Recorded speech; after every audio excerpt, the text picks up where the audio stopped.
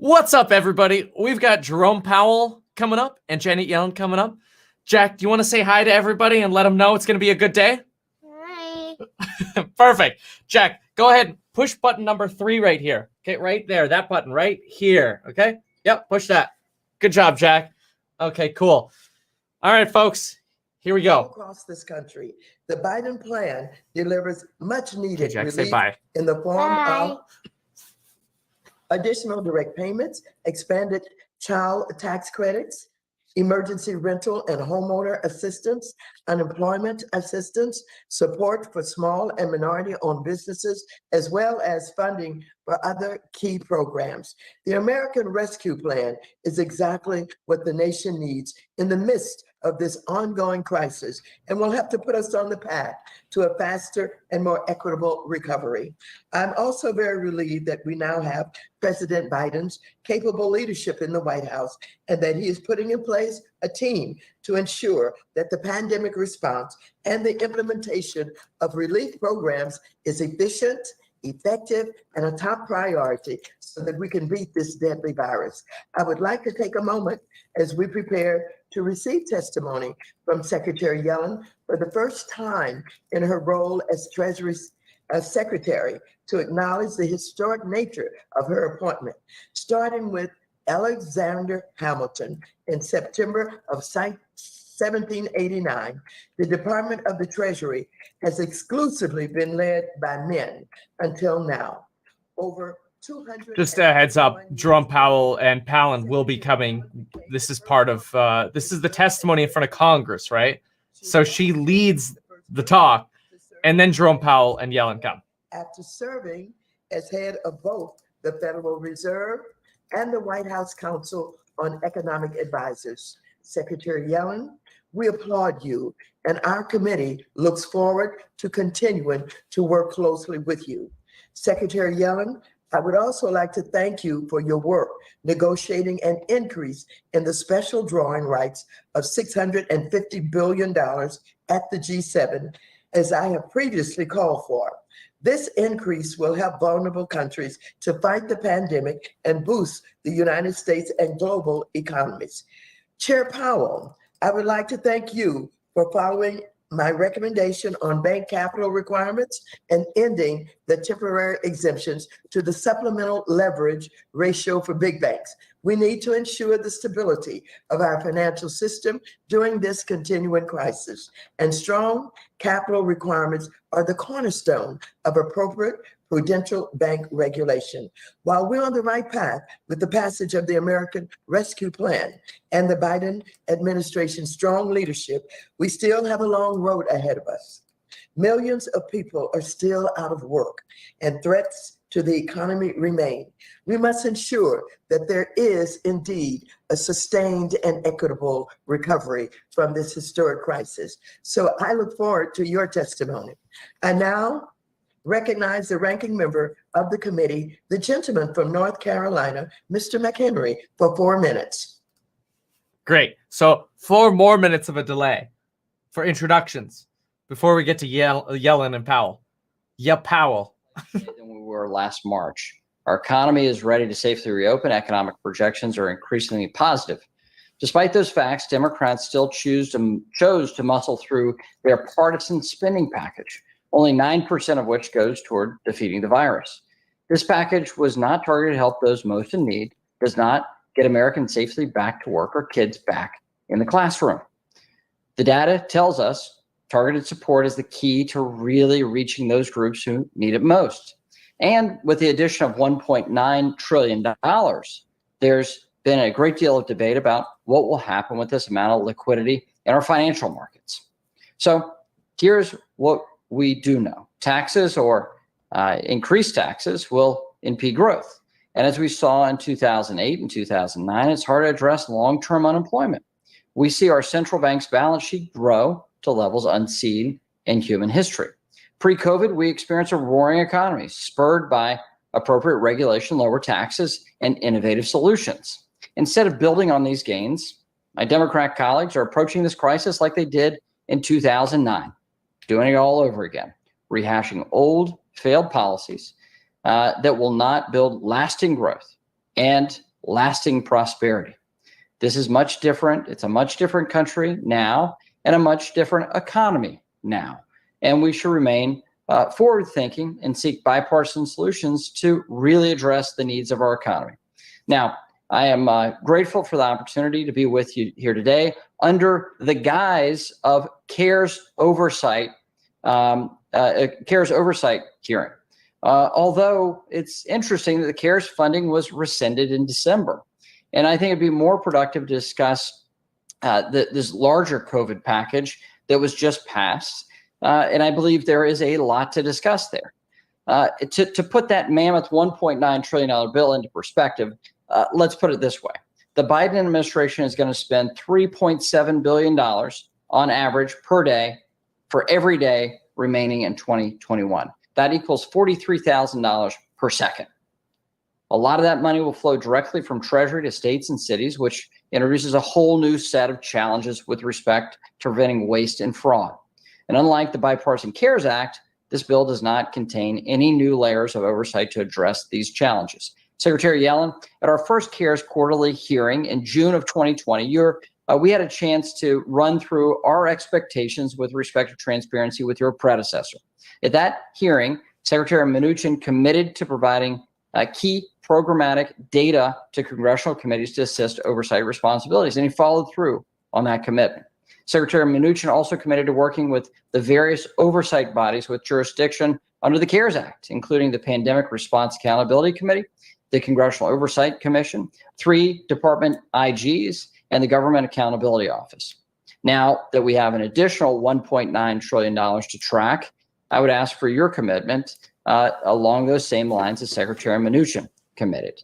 That would be encouraging, that you continue the practice of your predecessor to cooperate with our committee, both Democrats and Republicans, to ensure appropriate oversight. And so I want to thank you for the testimony today and look forward to the discussion. Yield back. Thank you very much. I now recognize the chairman of the Subcommittee on Oversight and Investigations. Another one. Patrick McHenry, by the way, is a Republican, so it makes sense that he's like, oh, wait. Thank you so much for your leadership. Wrong camera. Madam Chair, as the CARES Act funding continues to flow, I'm greatly concerned about the mechanics of how these funds will reach their intended beneficiaries. There are 2 recently authorized pandemic response programs that Treasury Department is now rolling out, and in which I have special interest. The first is the December COVID package that included $9 billion in emergency capital investment as a program. It's called the ECIP, to provide capital investments and grants to strengthen CDFIs and MDIs. I'm looking forward to hearing about the plans for engaging eligible MDIs and CDFIs regarding this new resource. The second is assistance to small businesses authorized in the American Rescue Plan through the State Small Business Credit Initiative, also known as the SSBCI.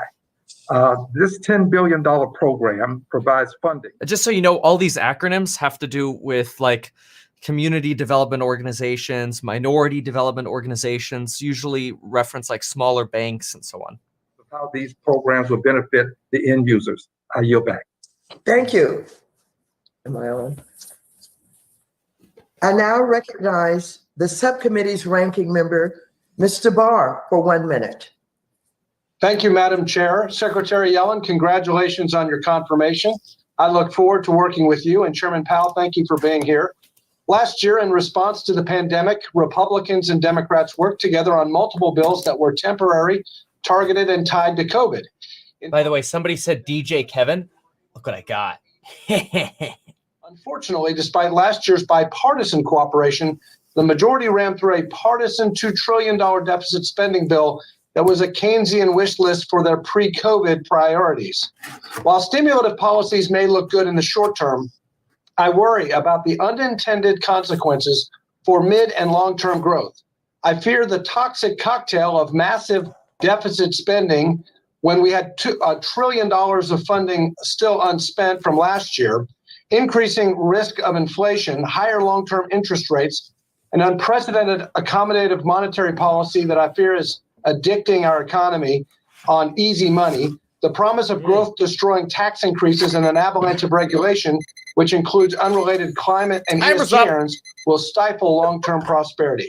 I hope we can work together to mitigate future damage by enacting pro-growth, market-oriented solutions to position our economy for the long term. Thank you, and I yield back. And Oh, yeah. Madam Chair. Yes, Mr. McHenry. Madam Chair, I ask a point of personal privilege to recognize my staff director, the Republican staff director on the Financial Services Committee, Stephen Cody. The gentleman is recognized. Come Well, on, thank you, people. Madam Chair. And I think Chairwoman Waters and I know from our service here on the Hill that without competent, good staff, this institution couldn't work. I think on a bipartisan basis, we know that our staff carries out a lot of the things that we try to achieve legislatively and in terms of oversight and working with the administration to help the American people. So Stephen Cody has served our institution quite well. He will be leaving us in mid-April to go with an establishment downtown, go into the private sector. And I want to wish him well. I want to thank him for his service to the American people, to our government. He has served in Congress, most notably as the staff director of the House Rules Committee before coming to this fine committee, the House Financial Services Committee, to lead the committee Republican staff. He has served in the majority and the minority in the House of Representatives. He served in the administration, in the Department of Office of Management, Budget, and various other functions.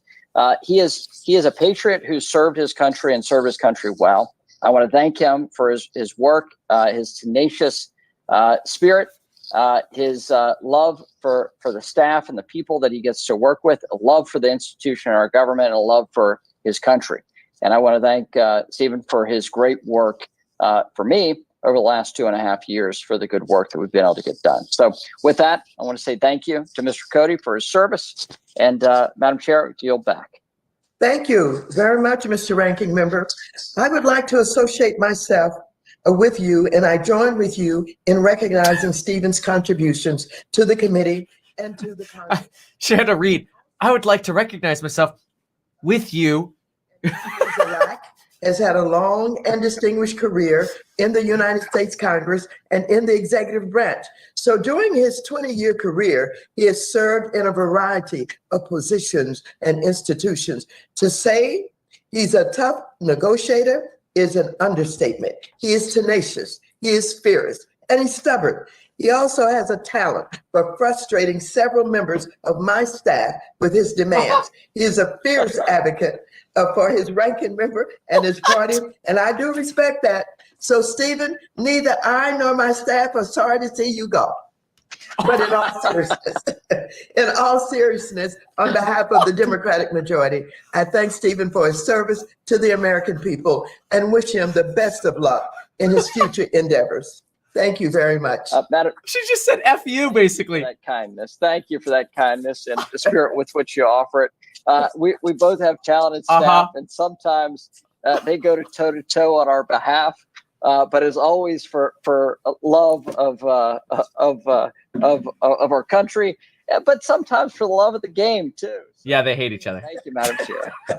Thank you very much, Mr. Ranking Member. You're so true. So This is like they're smiling, but they want to kill each other.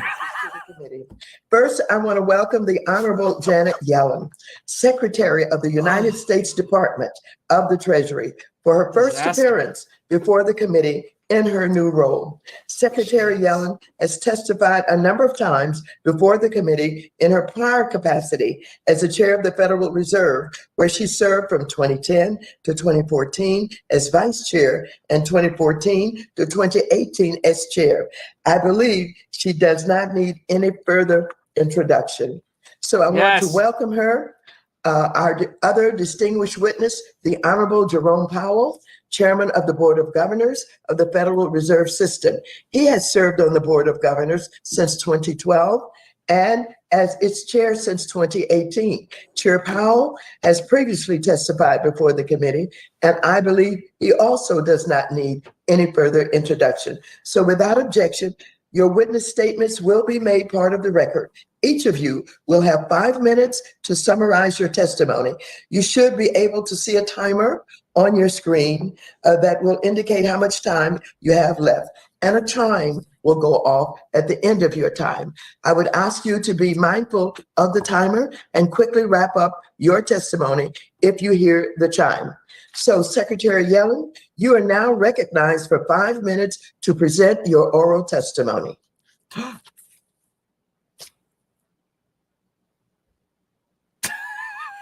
Awkward.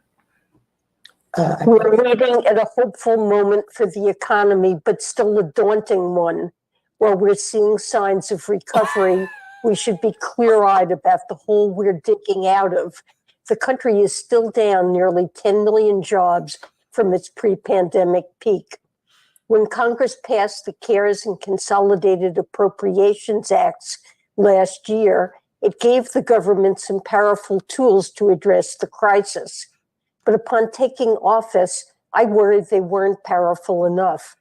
I feel like she didn't know she was on mute. And she's just like halfway through, like unmute and just keep going.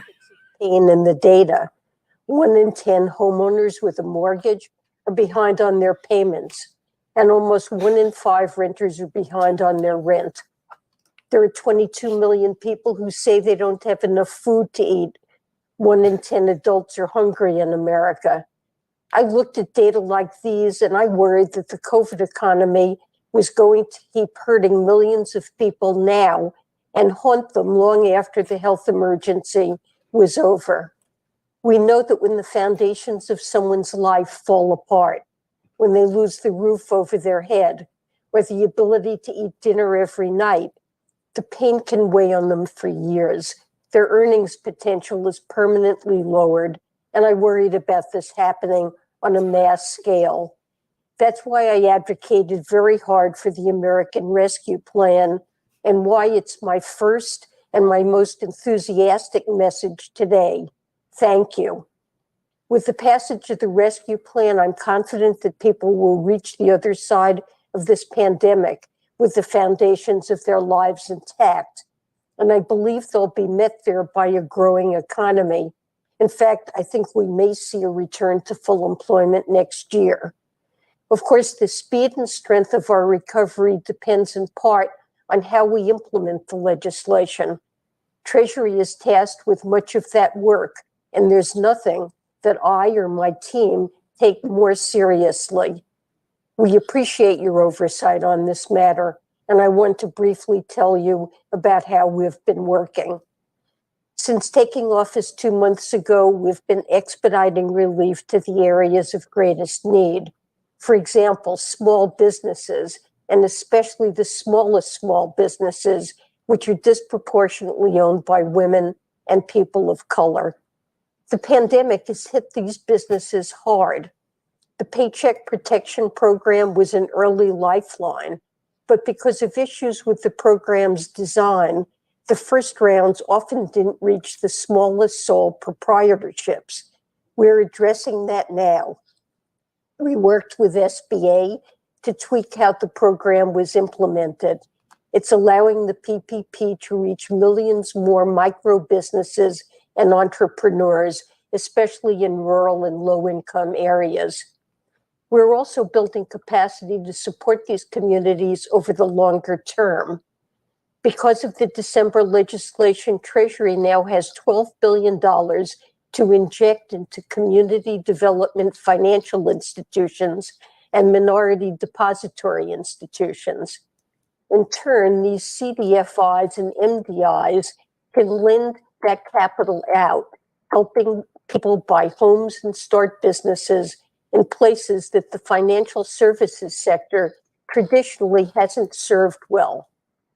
Then there are the families I spoke about, the ones struggling to keep a roof over their head and food on the table.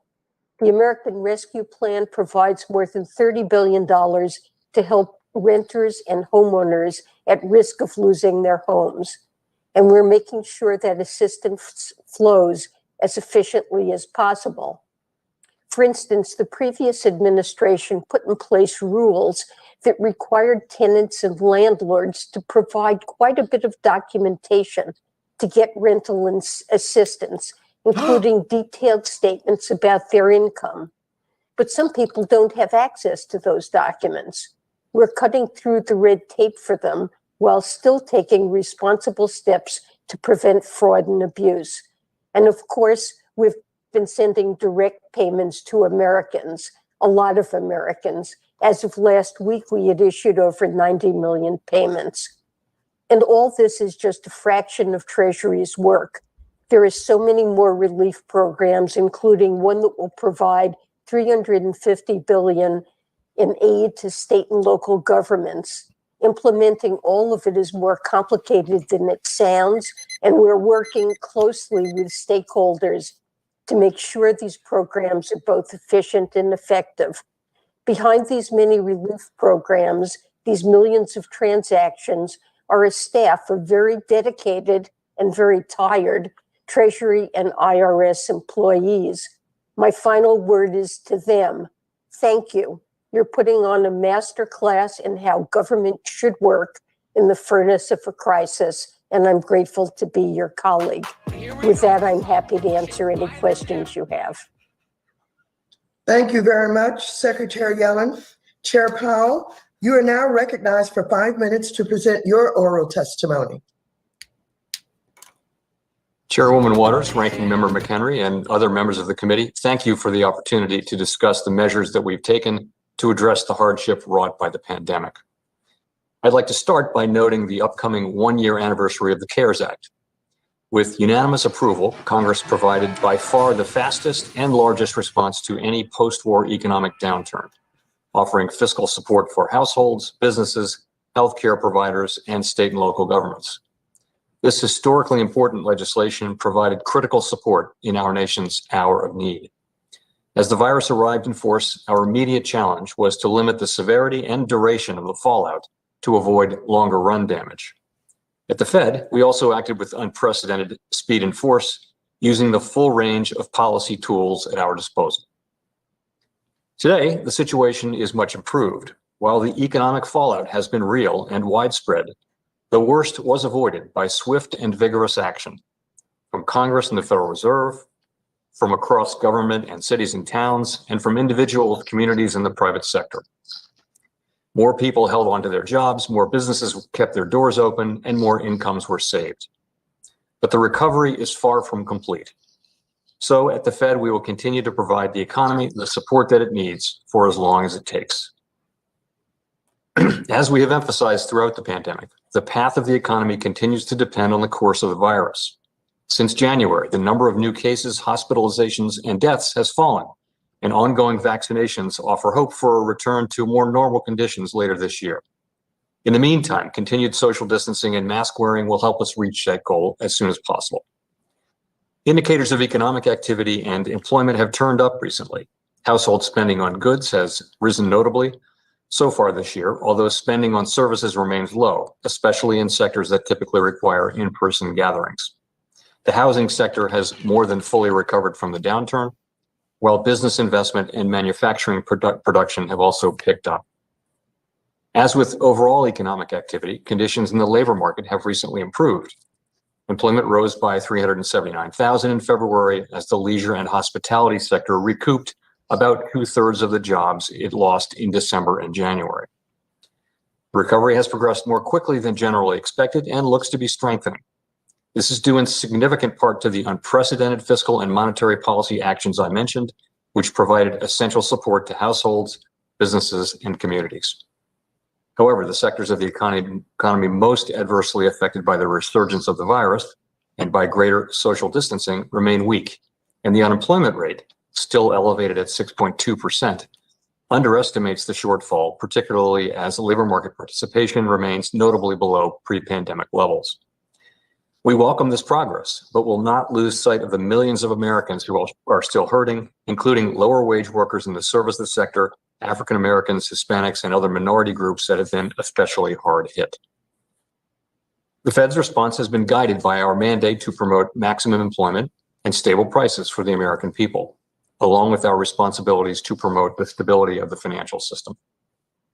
When financial markets came under intense pressure last year, we took broad and forceful actions, deploying both our conventional and emergency lending tools to more directly support the flow of credit. Our actions, taken together, helped unlock more than $2 trillion in funding to support businesses large and small, nonprofits, and state and local governments between April and December. This support, in turn, has helped organizations not shutter their businesses and put employers in both a better position to keep workers on and to hire them back as the recovery continues. Our programs served as a backstop to key credit markets and helped restore the flow of credit from private lenders through normal channels. We deployed these lending powers to an unprecedented extent last year. Our emergency lending powers require the approval of the Treasury and are available only in very unusual circumstances. Many of these programs were supported by funding from the CARES Act.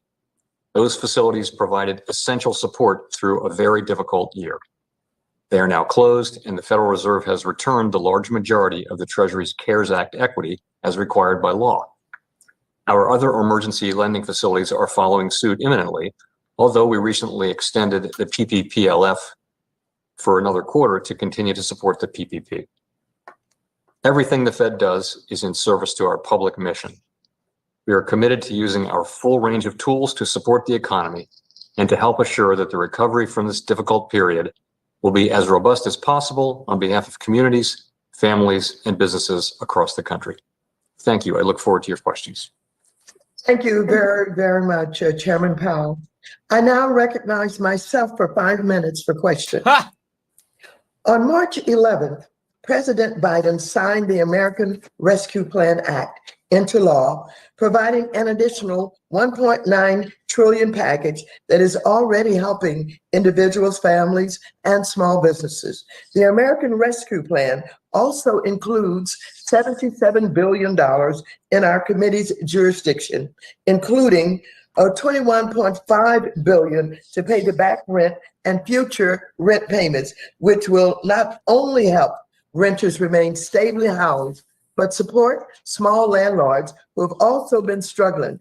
Congress has now provided the Treasury Department with more than $46 billion in emergency rental assistance to distribute to states, local communities, tribes, and territories to help struggling families pay their rent and utilities.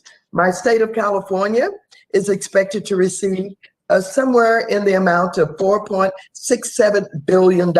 However, I am increasingly concerned with how the program is being implemented by grantees. In particular, California just launched a program that greatly limits the amount of assistance renters can receive, even if they owe more. Secretary Yellen, what has been the progress so far in implementing the program? What guidance is Treasury providing to ensure grantees are setting up programs that actually stabilize renters and make landlords whole?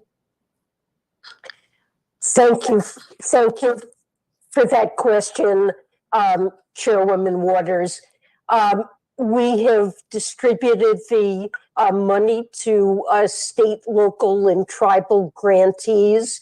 The act, the Consolidated Appropriations Act that started this program does specify that grantees can only provide assistance to households where one or more individuals are experiencing unemployment or hardship, that they demonstrate a risk of experiencing homelessness or housing stability, and that the household has income at 80% of the area median or below, and that the assistance can be for up to 15 months.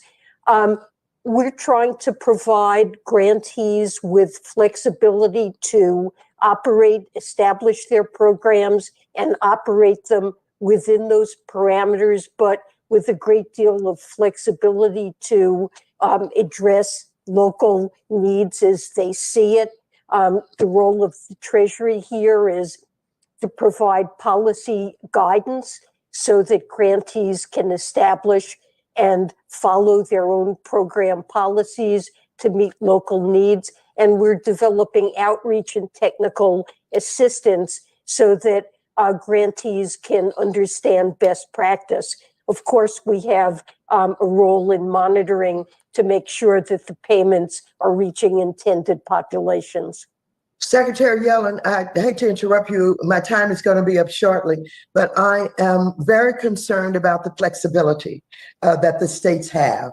And I don't really know what all of that means, but I do know that there's a lot of confusion because some states had moratorium programs, some cities had moratorium programs, the federal government has a moratorium program, and so I think that's confusing to our renters. In addition to that, for the state of California to say that they're going to pay 80% of the rental assistance rather than 100% bothers me somewhat. And I don't know what other states are doing. And I know that the federal government does guidance. So I'd like to know if you can think about any role that we can play to help straighten out confusion and to help stabilize this rental assistance.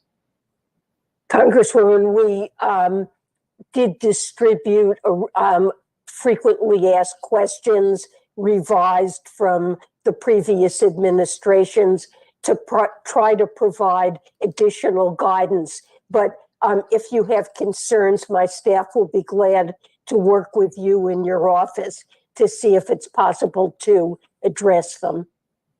Thank you very much. I appreciate that because there is confusion out there, and I'm worried about what is happening with this confusion and whether or not our landlords are going to abandon us and not go for another moratorium.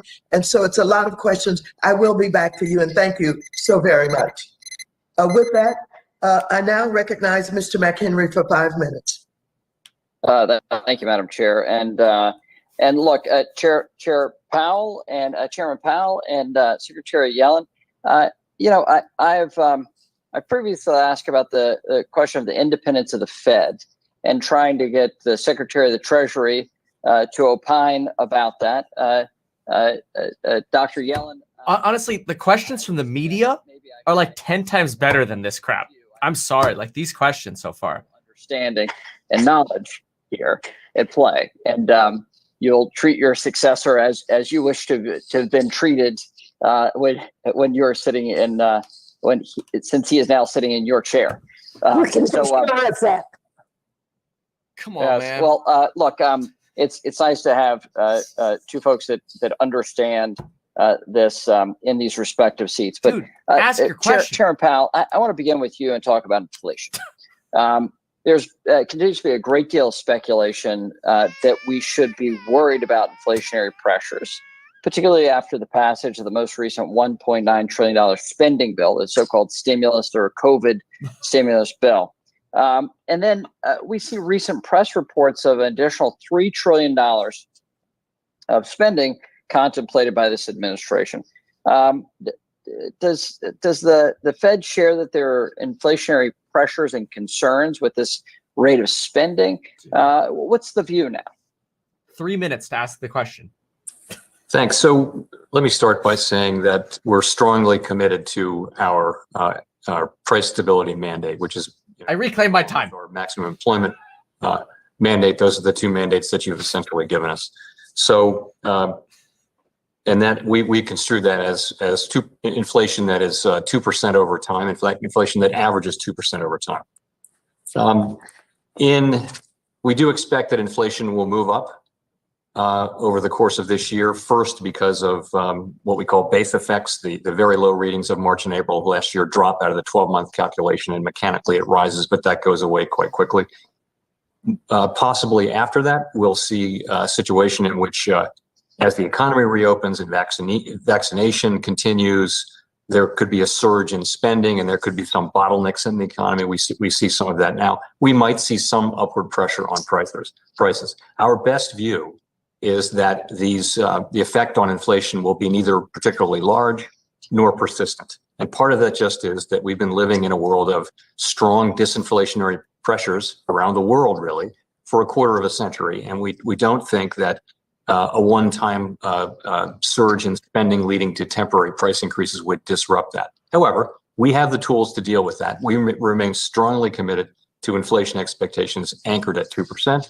And we'll use our tools as appropriate to achieve that. As far as further fiscal policy is concerned, it's not up to us to as we've discussed on some occasions, we don't comment on fiscal policy. We try not to, particularly on specific bills and things like that. So I'll leave that to others. Well, Secretary Yellen, about fiscal policy, we have, as Chairman Waters highlighted, the rental assistance, the $25 billion of rental assistance to individuals and families that were in arrears because of the lockdowns. And we've tried to support them with some rental assistance. What guardrails has the Department of Treasury put in place to ensure that the funds are actually prioritized for individuals and families who are in rental arrears? Well, it is Treasury's job to establish guardrails, and we've done that by issuing a set of frequently answered questions that are essentially guidance about how the money needs to be. Nobody wants to read your freaking FAQ. It clarifies that grantees have flexibility, but also that there are requirements of the statute, and that we will, follow up to make sure that the payments are going to eligible households and that the guidelines of the program are being followed. Thank you. Thank you, Secretary Yellen. Final question I have is about oversight, Secretary Yellen. Your predecessor agreed to very onerous and rigid and strong oversight for the CARES Act. And this current $1.9 trillion has rescinded all those things, sadly, except this quarterly hearing. And so what I'd like to hear is your voluntary commitment to work with Congress, the GAO, the Special Inspector Generals, and the Congressional Oversight Commission, as well as this committee. This question's Well, boring. you have it. I think oversight is very important, and I pledge to work with this committee and the oversight groups. Thank you, Secretary Yellen, and congratulations on your new chair. Thank you. Thank you. Her mic is so hot. Like, it's just like, it sounds like it's like on max volume, and every time she's talking, it's blowing through it. Thank you so much, Chair Waters, for having this, and welcome Chairman Powell and Secretary Yellen. And as the first female Secretary of the Treasury in the history and the first to head the Fed, we are so proud of you and of your many accomplishments, Secretary Yellen. And this Women's History Month, you are certainly inspiring many young women with more confidence and aspirations with your leadership. So thank you. As you know, at the end of last year, we were able to reach a bipartisan compromise on my Corporate Transparency Act, which will crack down on anonymous shell companies, the vehicle of choice for criminal activity, money laundering, and terrorism financing. And I want to thank Ranking Member McHenry for his willingness to compromise, and Chairwoman Waters for your steadfast support of this bill over many, many years. The bill requires companies to disclose their true beneficial owners to FinCEN, which is an arm of Treasury, and FinCEN will collect this. Are we really going to go into like advertising her bill now? Like, what? Why don't you ask questions about the freaking market? Law enforcement calls it the most important tool that's been given to them to track illegal activity, illegal money activity in 30 years. And this implementation of this is going to be a massive undertaking and will require an enormous amount of resources and manpower at Treasury. I worked on this bill as a top priority for 12 years, and implementing it and getting it up and running is a top priority of mine. It's incredibly important, I believe, to our— I worked on one bill for 12 years. To you is, will you commit to making beneficial ownership one of your top priorities as Treasury Secretary? We have 2 years to implement it, and I think it will make all of us safer. I think it's extremely important. What I is this? completely agree with you. It's a very important piece of legislation, and it is one of our highest priorities to implement this promptly and to get it right. We have a hiring plan We recognize that significant resources will be required. We'll make some new and FAQs. we're trying to obtain them. We have plans for how to collect the required database, and we're actively working to implement this very important piece of legislation. Thank you. I want to build on Chair Lady Waters' question. I'm not going to repeat all the things that were in the Important Recovery Act, but my question to you, Secretary Yellen and Chairman Powell, what steps can we take to ensure we don't lose a generation of workers which never return to the workforce or continue to face, or that they face these depressed wages moving forward? We know that over 11 million and a half women lost their jobs compared to 9 million men. Black and Latino women suffered the highest rate of all, and that the women's labor force participation is down 2%, and the families are suffering. We have many aspects of it. A lot of, she mentioned, from rent to food to help in so many ways, but I'm concerned about this labor force that's been hurt. What can we do to help them get back into the labor force? And my question is to you, Secretary Yellen first and Chairman Powell. So first of all, in the short term, the American Rescue Plan contains substantial support for minorities and particularly for women who have been forced to drop out of the labor market. There's an important increase in the child tax credit that's going to result in, along with other provisions, a 50% reduction in the child poverty rate. There's money to open and support school openings promptly. There's an enhanced child independent care credit. Okay, just so you know what's happening right now, the Treasury Secretary is explaining to a congressperson what the congressperson just passed in the last stimulus package. So in case the congressperson wasn't aware of what they just passed, Janet Yellen is now providing that congressperson a summary. Some of the factors that have resulted in low wages and low labor force participation. And now our time's up. Thank you. My time has expired. Mrs. Wagner, the gentle lady from Missouri, is recognized for 5 minutes. I thank you, Madam Chairwoman, and thank you, Chairman Powell and Secretary Yellen, for joining us today. Secretary Yellen, and I'd ask you, please respectfully, if you could keep your answers brief. As the country keep your question brief, reopen and our economy recovers, is examining changes to tax policy the correct direction? What is this? We expect to examine changes to tax policy along with programs that will address some of the longstanding problems that have held down productivity and labor supply in the United States. Will address infrastructure, risks from climate change, education, training. Let me ask you, ma'am, Secretary, what impact would this action have on jobs and workers' wages? It is a Zoom background. That consists of investments in people, investments in infrastructure, will help to create good jobs in the American economy, and changes to this tax structure will help to pay for those programs.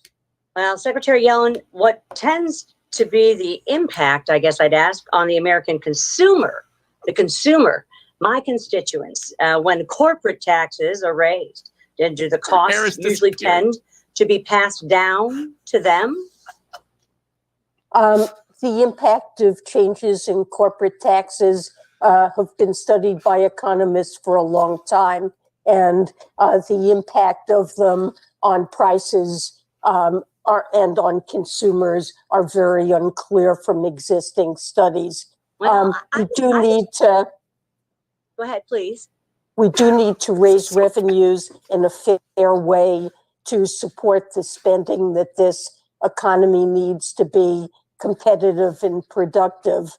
And So let me just say this, Secretary Yellen, if I could, I think we know that raising the corporate tax rate results in higher costs for small businesses, schools, and American households.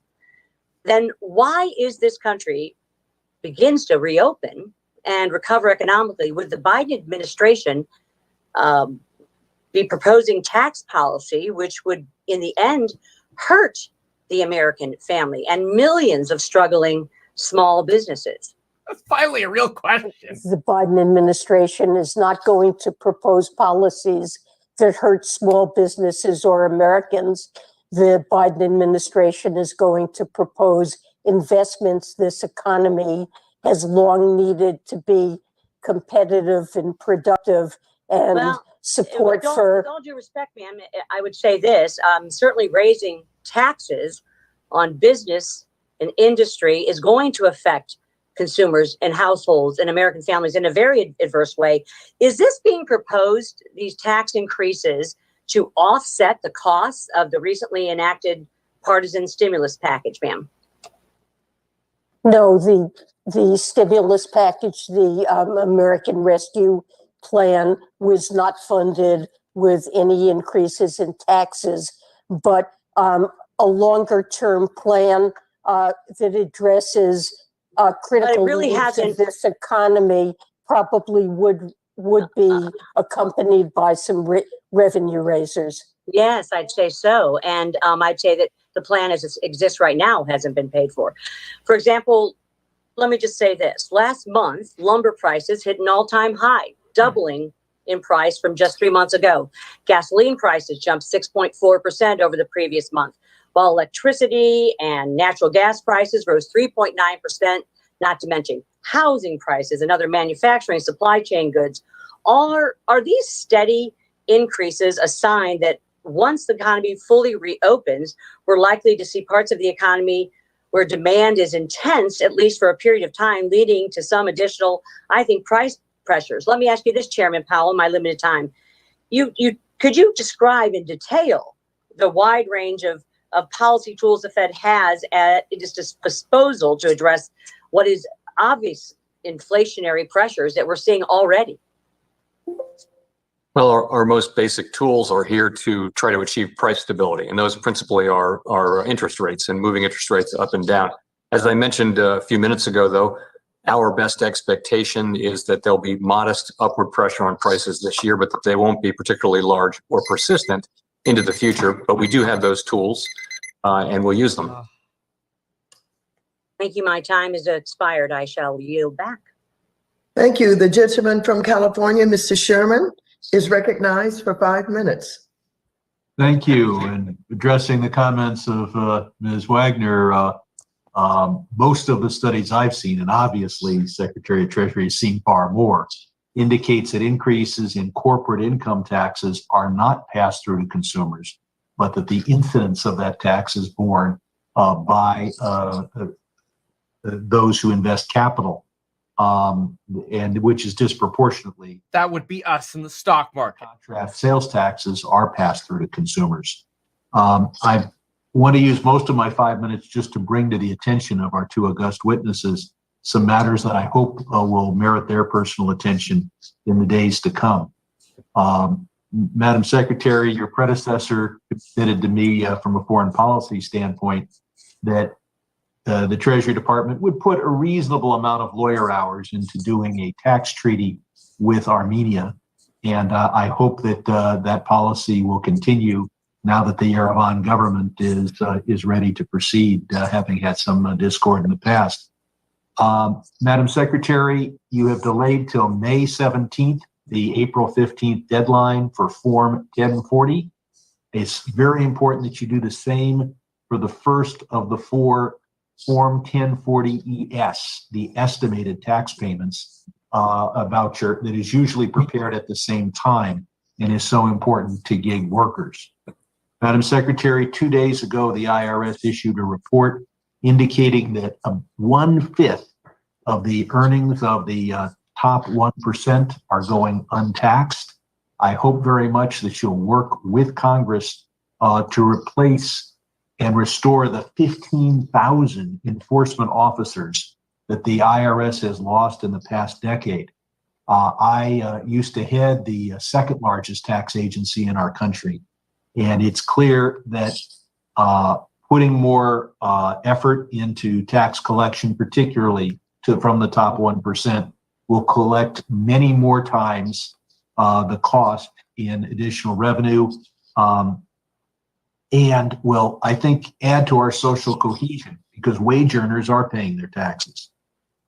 Madam Secretary, I hope you'll focus on a letter from the state of California of May 19th, desperately needing guidance on the Recovery Act, especially showing that a decision by California to conform to federal law. So federal law recently is very generous to the PPP small businesses. If California conforms to that law, that isn't regarded as a tax decrease violative of the provisions of the Recovery Act that say that states should not be using those funds to cut taxes. Chairman Powell, we've talked a lot about wire fraud.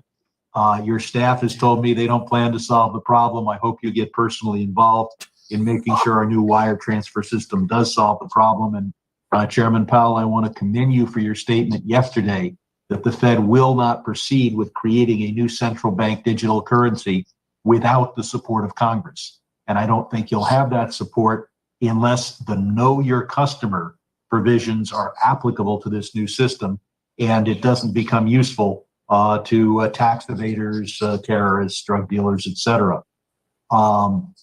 Madam Secretary, believe it or not, I do have a question. Chairman Powell, when he was last before us last month, testified before this committee that federal legislation is necessary to fix the legacy LIBOR contracts so that they can continue to function after the LIBOR index is no longer published by our friends in London. Secretary Yellen, would you agree with Chairman Powell that Congress will need to act to provide for a smooth transition for these $2 trillion in contracts? Yes, I would agree. There are certain legacy contracts where the transition could be difficult without legislation. And so these are contracts that don't provide for a workable fallback rate. And so I think Congress does need to provide legislation for the LIBOR transition. Thank you. And in my remaining time, can you address the issue of states that are conforming their laws to their income tax laws to federal income tax law? Is that going to be regarded as a violation of the Recovery Act? We're working to provide guidelines on what will and won't count, and it's premature for me until we've completed that to offer you an answer on the specifics. Please, it's We'll critical. do it quickly. Thank you very much. The gentleman's time has expired. Mr. Lucas, you are recognized for 5 minutes. Thank you, Madam Chair, for holding this hearing, and thank you, Chairman Powell and Secretary Yellen, for appearing before the committee. And of course, Secretary Yellen, congratulations. I join my colleagues on your confirmation as the first woman to serve as Secretary of the Treasury. I look forward to the day, hopefully not very far off, when all positions of responsibility, all opportunities in society will advance to the point where we can no longer use the phrase first woman again. That day will come, hopefully soon. This past Friday, the Fed announced the temporary exclusion of treasuries and reserves from the supplemental leverage ratio will expire at the end of the month. The announcement also stated that the Fed will seek public comment on potential SLR modifications. Chairman Powell, could you comment if the exclusion of treasuries and reserves from over the past year This guy's on dial-up. U.S. Treasury market conditions and banks' ability to provide credit? Jeez, man. Punch your button, Mr. Chairman. Sorry, I Thank you. double clicked there, but just out of habit and remuted myself. Okay, so as you know, the Treasury market was experiencing significant dysfunction during the height of the crisis, and we did a number of things. And particularly, we bought a lot of U.S. Treasuries to restore function. We also did this exclusion, and so did many other large countries like us did something like that. If you look back, we threw the kitchen sink at it, and it's hard to say exactly what effect it had. We did the exclusion relatively late. And by then, there had been quite a lot of market function recovered. So it's hard, it's difficult. I'd love to give you a straight answer, but it's difficult to say just how helpful it was. And in any case, now that danger is long past. So secondly, to the possible extent that you could elaborate on the timeline of potential SLR modifications that may come in the near future, Mr. Chairman? Yes, we expect to put something out for comment, and I can't tell you exactly when that will be, but relatively soon. And we're going to run a very transparent public process, invite comment and consider. I mean, really the point is that because of the substantial increase in reserves and treasuries, the leverage ratio is rapidly becoming the binding constraint from a capital standpoint. And that wasn't our intention at the Fed from the beginning. We like risk-based capital to be binding because it forces banks to manage their risks more carefully. As everyone on this hearing knows, I've always made it a very strong point that the 3rd Congressional District of Oklahoma is a commodity-driven economy. It's ag and it's energy. There's concern in my district that financial regulators may be moving towards regulation and supervision with environmental policy objectives, potentially discouraging banks from doing business with entire sectors of the economy. Chairman Powell, could you respond to that concern by my constituents? Sure. So it's been a long-held policy of the Fed that we don't tell banks what legal businesses they can lend to or order them to lend to. That's not what we do. With the climate change, you're getting at the climate change work that we're doing. We're at a very early stage of understanding the risks to regulated financial institutions from climate change. It is a risk that we think the public has every right to expect that we will assure that the banks do manage over time. And so again, in early stages of that, I'd be happy to talk to you offline about that too. Absolutely. And on that vein, Secretary Yellen, could you provide your thoughts on that concern?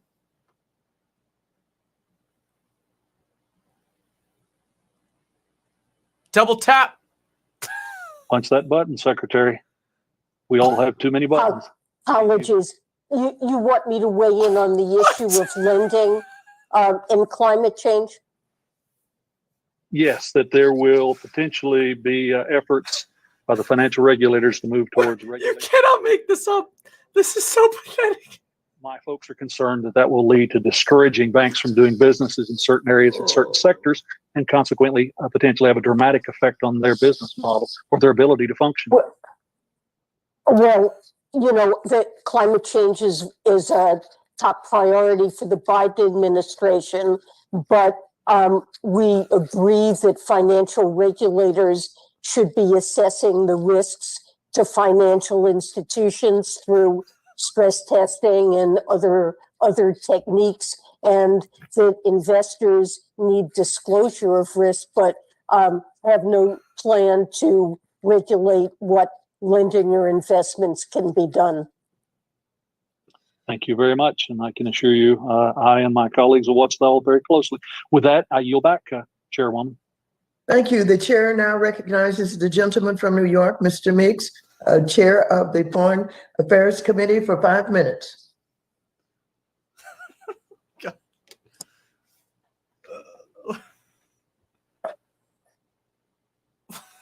Mr. Meeks?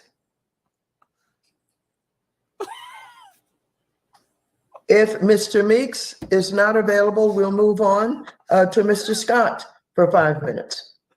Thank you. Thank you very much, Chair Lady. Chairman Powell, Miss Ellen, welcome. Chairman Powell, first to you.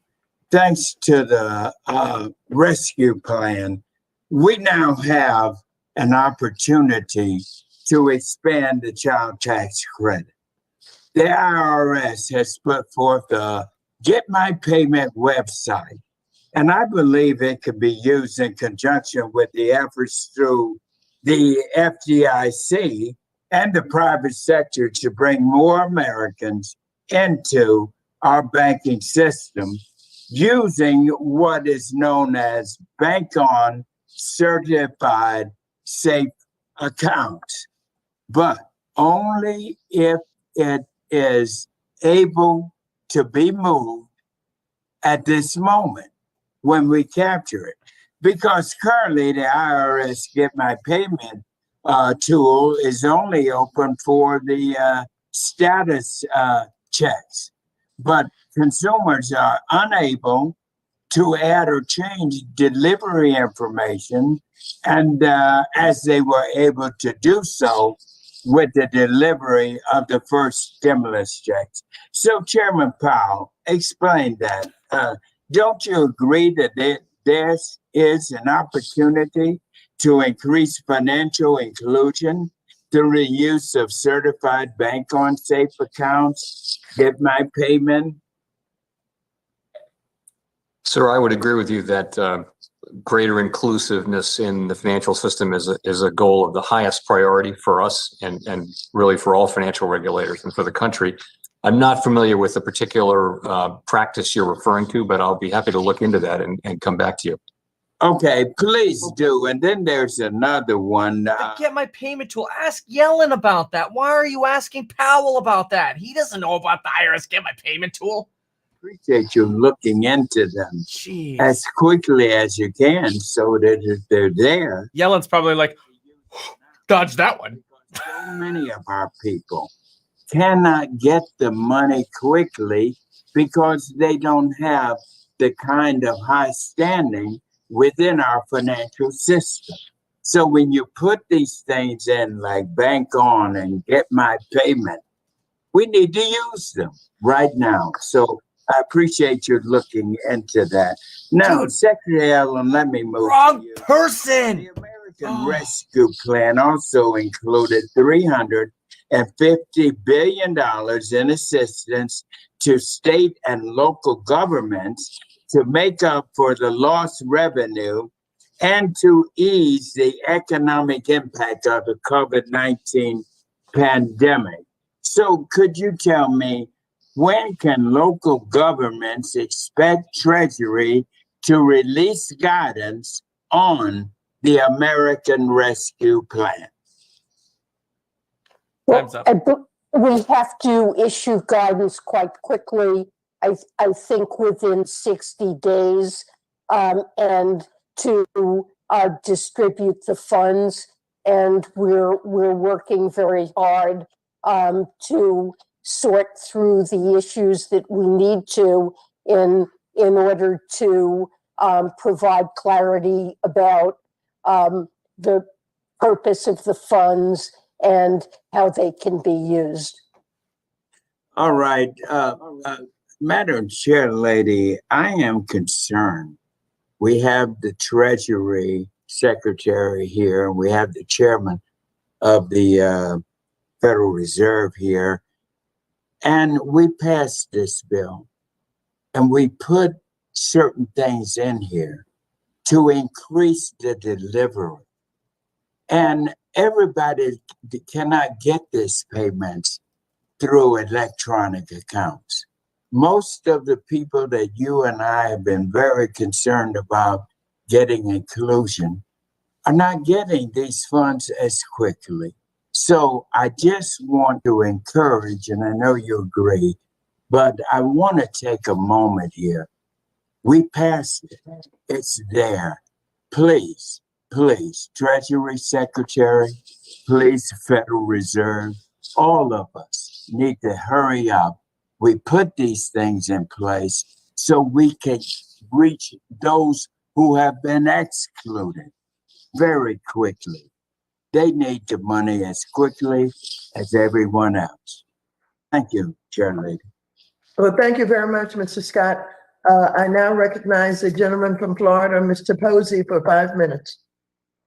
Thank you, Chairman Waters, for calling this hearing today. We continue to live in a period of uncertainty. But there is some good news on the horizon for our economy as it appears poised to recover rapidly as the vaccine is given to more and more people. So I'll be back in like 4 minutes when he asks the questions. In his semi-annual appearance a few weeks ago, that the economy could grow by as much as 6% during this year alone. At the same time, other factors could cloud the horizon, such as our unprecedented level of deficit spending, increases in nominal treasury and corporate bond yields, a mysterious enthusiasm for raising taxes, and a headlong pursuit of climate change mitigation measures that threatens affordable energy and our recently acquired energy independence. Secretary Yellen, you recently said that the Treasury Department could facilitate bank stress tests for climate change, but you wouldn't expect the results would be used for capital requirements or other regulation. If these climate stress tests have no regulatory purpose, what would the purpose of such stress tests be? I think the purpose of, maybe we should call it scenario analysis rather than stress tests, is for financial institutions and for the regulators to better understand the risks that climate change pose to the health and resilience of core financial institutions, and it will help those institutions better manage and understand the risks. Are we doing any studies of the risk from solar interaction with our planet? I mean, a couple of years ago, we missed a solar eruption that would have knocked out a lot of satellites and kind of put us in a dark age. Are we checking on natural phenomena like that as well? Well, let me say. Go ahead. Yeah, I can say, since we directly supervise financial institutions, we do supervise for institutions that are in areas of the country that are susceptible to significant weather problems, such as, hurricanes and things like that. So we do that, but so just in response to your question, I would say that. So, how would this be used? I mean, some people think it will be a federal infomercial, like the Al Gore movie or something like that. I mean, how do you plan to utilize this information? Well, let me say that, first of all, many of the large financial institutions are already doing this. And the reason they're doing it is just what the secretary said. It is to try to understand at an early stage of this science, really understand what are the risks that are involved in climate change. And that one way to do that is to run simulations and ask what would happen if, what would happen that. There are no regulatory consequences contemplated. It is an exploration in understanding better what the risks are to the core of our financial system. And we feel like that's our obligation, is to understand that. And again, the financial institutions are very much actively doing this on their own. It's not something we're forcing them to do at this point. Who is doing it? Give me some examples of who might be doing that right now. I'm not going to name, individual financial institutions. Many of the large banks are very active in trying to understand how climate change would affect their business over the long sweep of time. Many or even all financial, and by the way, that's also true of large industrial companies in the United States. And so, are they sharing that information with you? They're sharing with the public. Does it seem consistent? I think it's early days. Honestly, it's really very early days in trying to understand what all this means. It clearly can have longer term implications for our economy, for our financial system, and for the people that we all serve. And I think our obligation is to try to understand that. And again, I would say it is early days, but we feel like we have a responsibility to start the process of understanding. And so, do you think you will discover revelations that they have missed, or? I think we have a job, which is to assure that the institutions we regulate are resilient to the risks that they're running. The public will expect that, and they have every right to expect that over time. So we are there to. We don't have a new mandate. This is consistent with our existing mandate of supervision of financial institutions. It's just the same mandate and a different risk. Gentleman's time has expired. The gentleman from Texas, Mr. Green, is recognized for 5 minutes. Thank you very much, Madam Chair. Madam Chair, I don't want the historic aspect of this hearing to escape us. I'm a senior member of this committee. I have had many persons to appear before this committee, many secretaries of the Treasury and chairs of the Fed. And I must tell you, a paradigm shift is taking place, and I don't want it to be overlooked.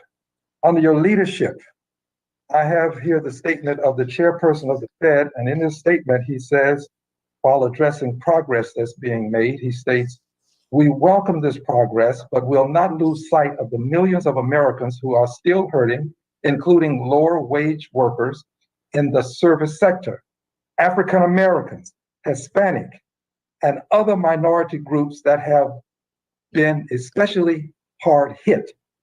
And then the Secretary of the Treasury, in her statement, she indicates that since taking office 2 months ago, we have been expediting relief to areas of greatest need, for example, small businesses, and especially the smallest small businesses, which are disproportionately owned by women and people of color. Now, I understand that there's still great work to be done, but I just don't want to overlook the fact that people are talking more now about the needs of minorities and women. Secretary Yellen, you have indicated in a message that you presented not so very long ago, when comparing the 1.8 million fewer men in the labor force to the 2.5 million fewer women, you call this extremely unfair. This is the Secretary of the Treasury. So I'm grateful to both of you for understanding that it is now time for us to move forward on the issues associated with the wealth gap as it relates to minorities in this country, and especially issues related to women who happen to be more than 50% of the population of the country. This is historic to see this movement under your leadership, Madam Chair. I commend you, and I'm honored to serve under your leadership. Now to Secretary Yellen. I have a concern, and I'm concerned about the $10 billion that will go to the State Small Business Credit Initiative. I'm concerned because when this program was instituted on a previous occasion, we have reauthorized it in the rescue plan. But when it was authorized initially, it went to the state through the Agriculture Department. Then the Agriculture Department had the duty, responsibility, and obligation of making sure that it moved down to other units of the state. Well, in Texas, that probably is not the best way to do business. So I have this consternation about it, and my hope is that we'll be able to get this to the end users in a much more expeditious way, such as what you have indicated you've been trying to accomplish. So my question is this, Madam Secretary, will you send us an outline of the timeline for implementation from money in the Treasury to capital in the coffers of the end users in the $9 billion Emergency Capital Investment Program that has come into being under the Honorable Maxine Waters' leadership? Had the privilege of working on this program, and the $10 billion State Small Business Credit Initiative similarly came into existence. And I would add also, this last one had the help of the chairwoman of the Diversity and Inclusion Subcommittee, Ms. Beatty, who helped us to hone this and refine it to the extent that we are helping the smallest of small businesses. So I'm just hopeful that we can get such an outline, because I have people who question me daily about when will the money be available for us as end users to benefit from it. And I believe that your heart's in the right place. I believe you're working expeditiously. I just want to be able to answer those questions when they're posed to me. So again, I thank you I'm grateful for this historic moment, and my hope is that this is only an indication of the better things to come. And Madam Chair, I will yield back some 12 seconds to you. Thank you. Thank you very much. I now recognize the gentleman from Missouri, Mr. Lukemeyer, for 5 minutes. Thank you, Madam Chair, and congratulations to you, Secretary Yellen, on your new position. Good to see you again. Good to see you. My opening comment is just for you. I also have another duty here in Congress, which is to be the ranking member on small business. And during your opening statement, which I'm sure was written by your staff, you made some comments with regards to this administration being responsible for all the loans that are out there that are being taken by those entities, those small businesses under 20 or 10 employees. And I can quote you from my own press release as the ranking member of small business that the loans have been at roughly 75 to 80%, 10 employees or less already. And it's generally about a little over 90% of 20 employees or less. And for the administration to actually pause that ability of small businesses over 20 to have access to the program is actually harmful from the standpoint that if we don't pass the extension of the PPP bill that we passed in the House and the Senate now has it, if we don't pass that, those small businesses are actually at a disadvantage because the over 20 were delayed. And if they don't get their loan in the pipeline soon, the pipeline's not going to get processed and they won't even get their loan processed. So my comment would be, please tell your staff to quit politicizing your statement and please stop taking liberties with the facts. Mr. Powell. This is this is horrid. It takes so long to ask a freaking question. Their questions are stupid. Which will end in 2022 and begin the phase-in of deferred impacts on the capital. We've now had nearly 4 quarters of CECL data available and have banking agencies reviewing the data. Can you tell us what the Fed's review of that data is and if you would consider a more permanent calibration or revision to the current approach?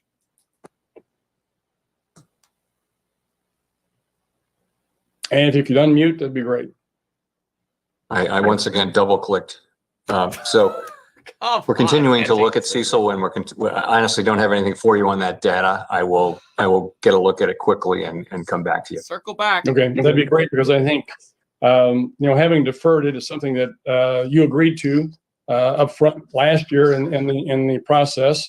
It was something that I think you probably agreed to again this time, and I think it's something we certainly need to review for sure, if not get rid of altogether. If a delay is something that we all believe is in the best interest of everybody affected by it. Also, Mr. Powell, from Chairman Powell, at this point, Fed data from third quarter 2020 indicates that 51% of the commercial real estate debt is now held by banks, and the FDIC data indicates community banks have a higher concentration of this of these loans than the lenders. At this point, again, Congress has provided relief from the financial institutions with these assets through the suspension of TDRs and the extension of the foreclosure moratorium. I think it's important we can have discussions around this and what will happen when this relief ends. Can you give us a little heads up as what you think will happen, the impact on balance sheets, economic recovery, if we take that extension, take that foreclosure moratorium off? I will look into that for you. Sorry. I apologize for my voice. I've got really bad allergies today, so COVID. It's that time of year.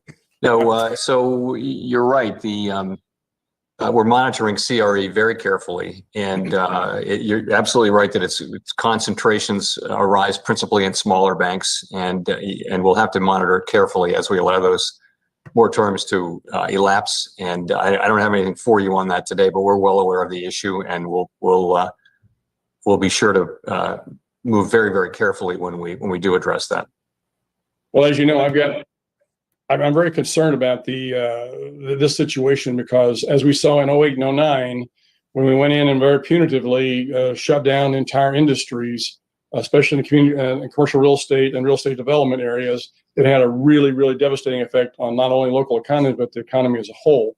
So I hope we are very very cautious about this. You and I have talked about this before with regards to forbearance and being able to allow these businesses to get back on their feet and see once what the real loss is before we go in and sort of scorched earth, get rid of all these folks. But I appreciate your interest on that and your support on that. I know that you all are doing a good job of working with the banks at this point.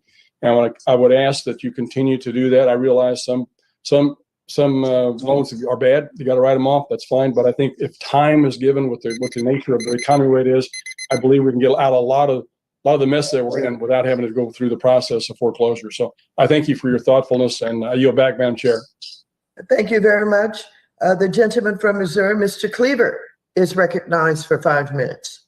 Madam Chair, let me again, hopefully for the last time, I apologize to you, the members of the committee, certainly our witnesses for not being properly attired due to my current medical situation. But I thought it might be better for me to do this in the midst of meeting.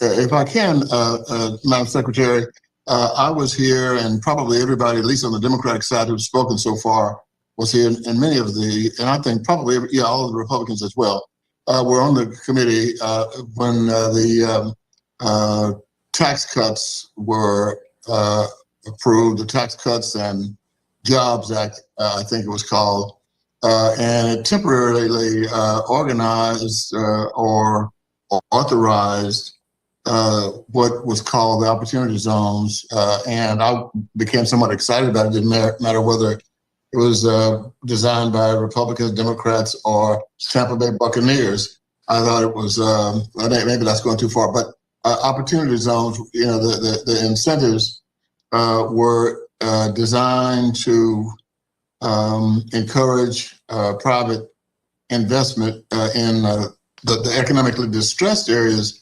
around the country, and I have become concerned, even though I had great enthusiasm for this program, that the larger promise of this organization has not been realized.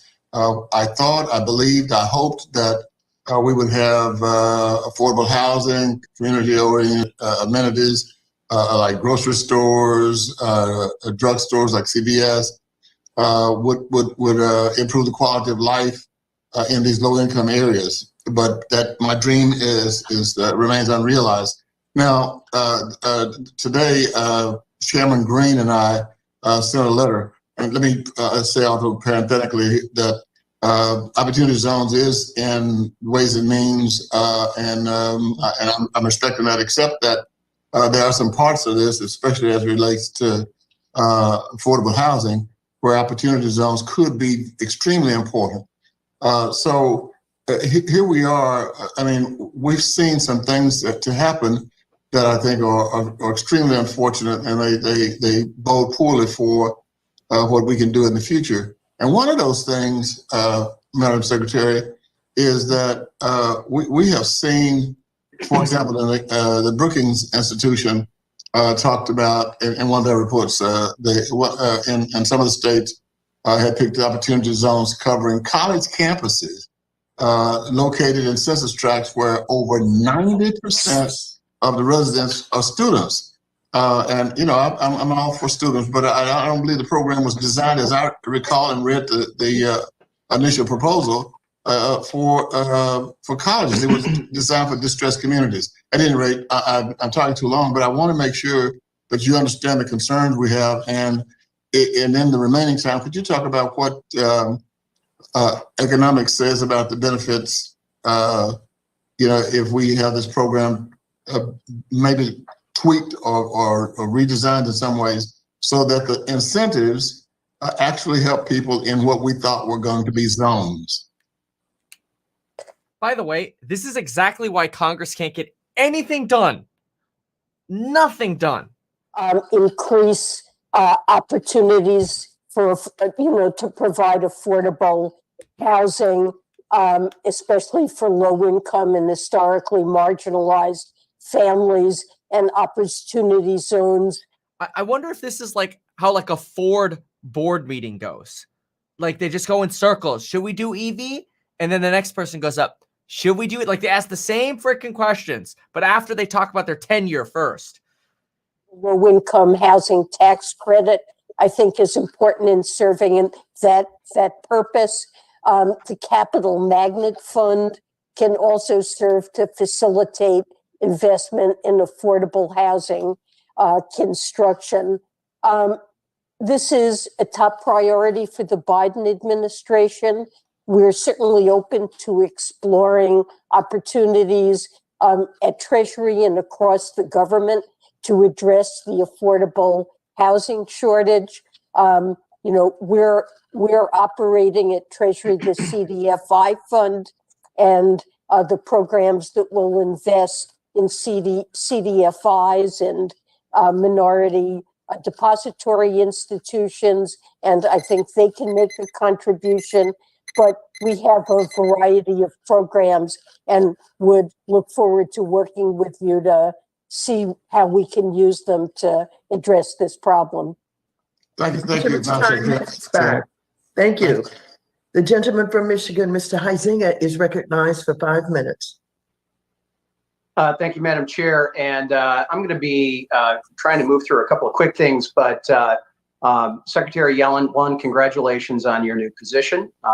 And I look forward to continuing to work with you. But I have to read you part of an email I received from a CPA, constituent of mine. And this echoes what Mr. Sherman had to say. He says, extending the filing date of the 2020 tax returns was not an option. It was a necessity because of all the stuff being thrown at us this year. Making changes to the 2020 income tax rules in March, ? Really? ? It's going to take software developers 2 weeks at least to get this into the software correctly. Can you even imagine the amount of incorrect correspondence the IRS system is going to create as a result of this, and how much we are going to have to deal with straightening this out for them, because they also can't get their systems changed correctly that quickly. It's going to be a mess this summer for sure. Extending the 2020 deadline by 30 days is minimal. It should have been till June 15, as the AICPA and the Ways and Means Committee recommended, but we can deal with that. Having the first quarter 21 estimated payment due on April 15 after extending the tax filing date to May 15 is the most ridiculous thing I have ever heard. How do you think we determine what those estimates should be? Through the completion of the prior year return, to have the first quarter estimate due on April 15 without knowing where the prior return ended up is ridiculous. They should have just kept the filing date at April 15. So one, I want to know if you are aware of this problem, and two, whether you are committed to actually trying to straighten that out and move that date to make it workable. We'll circle back to you. Sorry. I believe the logic of moving the one date but not the date for estimated taxes is based on the idea that it's mainly high-income taxpayers who file estimated taxes, and that they're able to file by April 15th. Whereas, well, let me just stop you right there. As a former realtor and independent contractor coming out of college, I was not a high income earner, but I paid quarterly taxes. I paid quarterly estimates.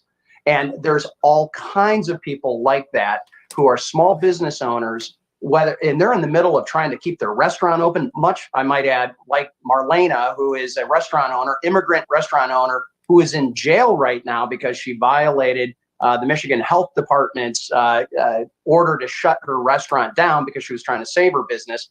But we've got a lot of those folks that need to understand what their tax liability is before they are going out and sometimes having to borrow cash to make that first estimate payment, especially those that are in seasonal work, such as construction, landscaping, those kinds of things. So I don't want to take any more time on that. I do want to have that conversation with you and your staff offline. Mr. Powell, materiality. I want to touch on that, and the Fed's involvement in the network for greening of the financial system.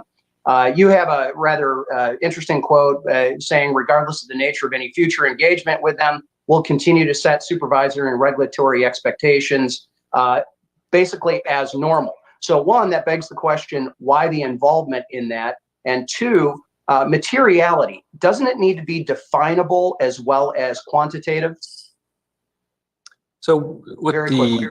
what the NGFS really is regulators, supervisors from countries around the world who are trying to understand together what are best practices. I know what it is. I know what it is. What I need to know in this short amount of time is about the materiality. When nobody can define it or come to an agreement on it, how can it be measured and be quantitative?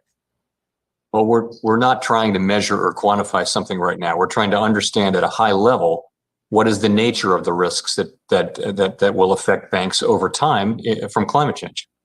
That might be your goal and objective. I know that's not the goal and objective of a number of my colleagues who have actually been talking about this needing to be into the review currently. And what I'm afraid is that we're going to get dragged into that. My remaining last little bit, I do want to talk about Secretary Yellen. You're a professor, a lifelong educator. Do you agree that we should safely send our kids back to school to ensure their educational development? I'm very concerned about that impact on the future of our economy. No, don't send kids to I am school. concerned about the impact of children not being in school, and it is an important objective to reopen the schools safely as soon as we can. What's the point of these questions? I don't get it.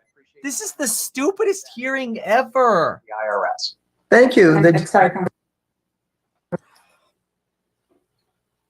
The gentleman from Connecticut is recognized for 5 minutes. Thank you, Madam Chair, and thank you to both of you. Thank you to both of you for appearing. Couple quick things, and I do have one question for both of you. Chairman Powell, I saw with great interest your comments on a cryptocurrency out of the Fed. You said we would not proceed without support from Congress and urged great care and transparency. I appreciate that. I think my subcommittee would probably have jurisdiction over that in some combination with Mr. Sherman's subcommittee. So I just wanted to tip my hat to that sentiment. I think we should work together. There's quite a bit of education, I think, to be done with the United States Congress on that very important topic. Secretary Yellen, thank you for all the work that you and your people have done. I would be remiss if I didn't urge you to be particularly quick on the rollout of the rules for the Restaurant Revitalization Fund. That obviously is a sector that has been brutally hit in the last year or so. So we're hoping that those funds become available quickly. In my remaining 4 minutes, I have one question for both of you that I'd like to offer.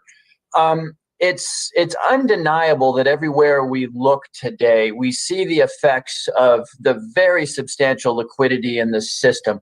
And by the way, it's gratifying to see monetary and fiscal policy working in tandem. This was not true when I was a freshman in 2009, when the fiscal policy was working against the monetary policy for recovery. It's very gratifying to see that. But again, everywhere we look, we see the effects of a flood of liquidity in the system. That, of course, is in equity market prices, which have had a remarkable run, the high yield market, which is now yielding something like 4%. Everybody and their brother has a SPAC, real estate prices very, very, growing around the country. So my question for both of you, and let me ask you each to take 1.5 minutes to 2 minutes. We learned in 2008 that trees do not grow to the sky. So I wonder if you each would just take 90 seconds to tell us what you see as the near to medium term risks associated with the inevitable contraction, though we may not know when it comes, of liquidity in the system. Let me start with the Treasury Secretary for a response, and then go to the chairman.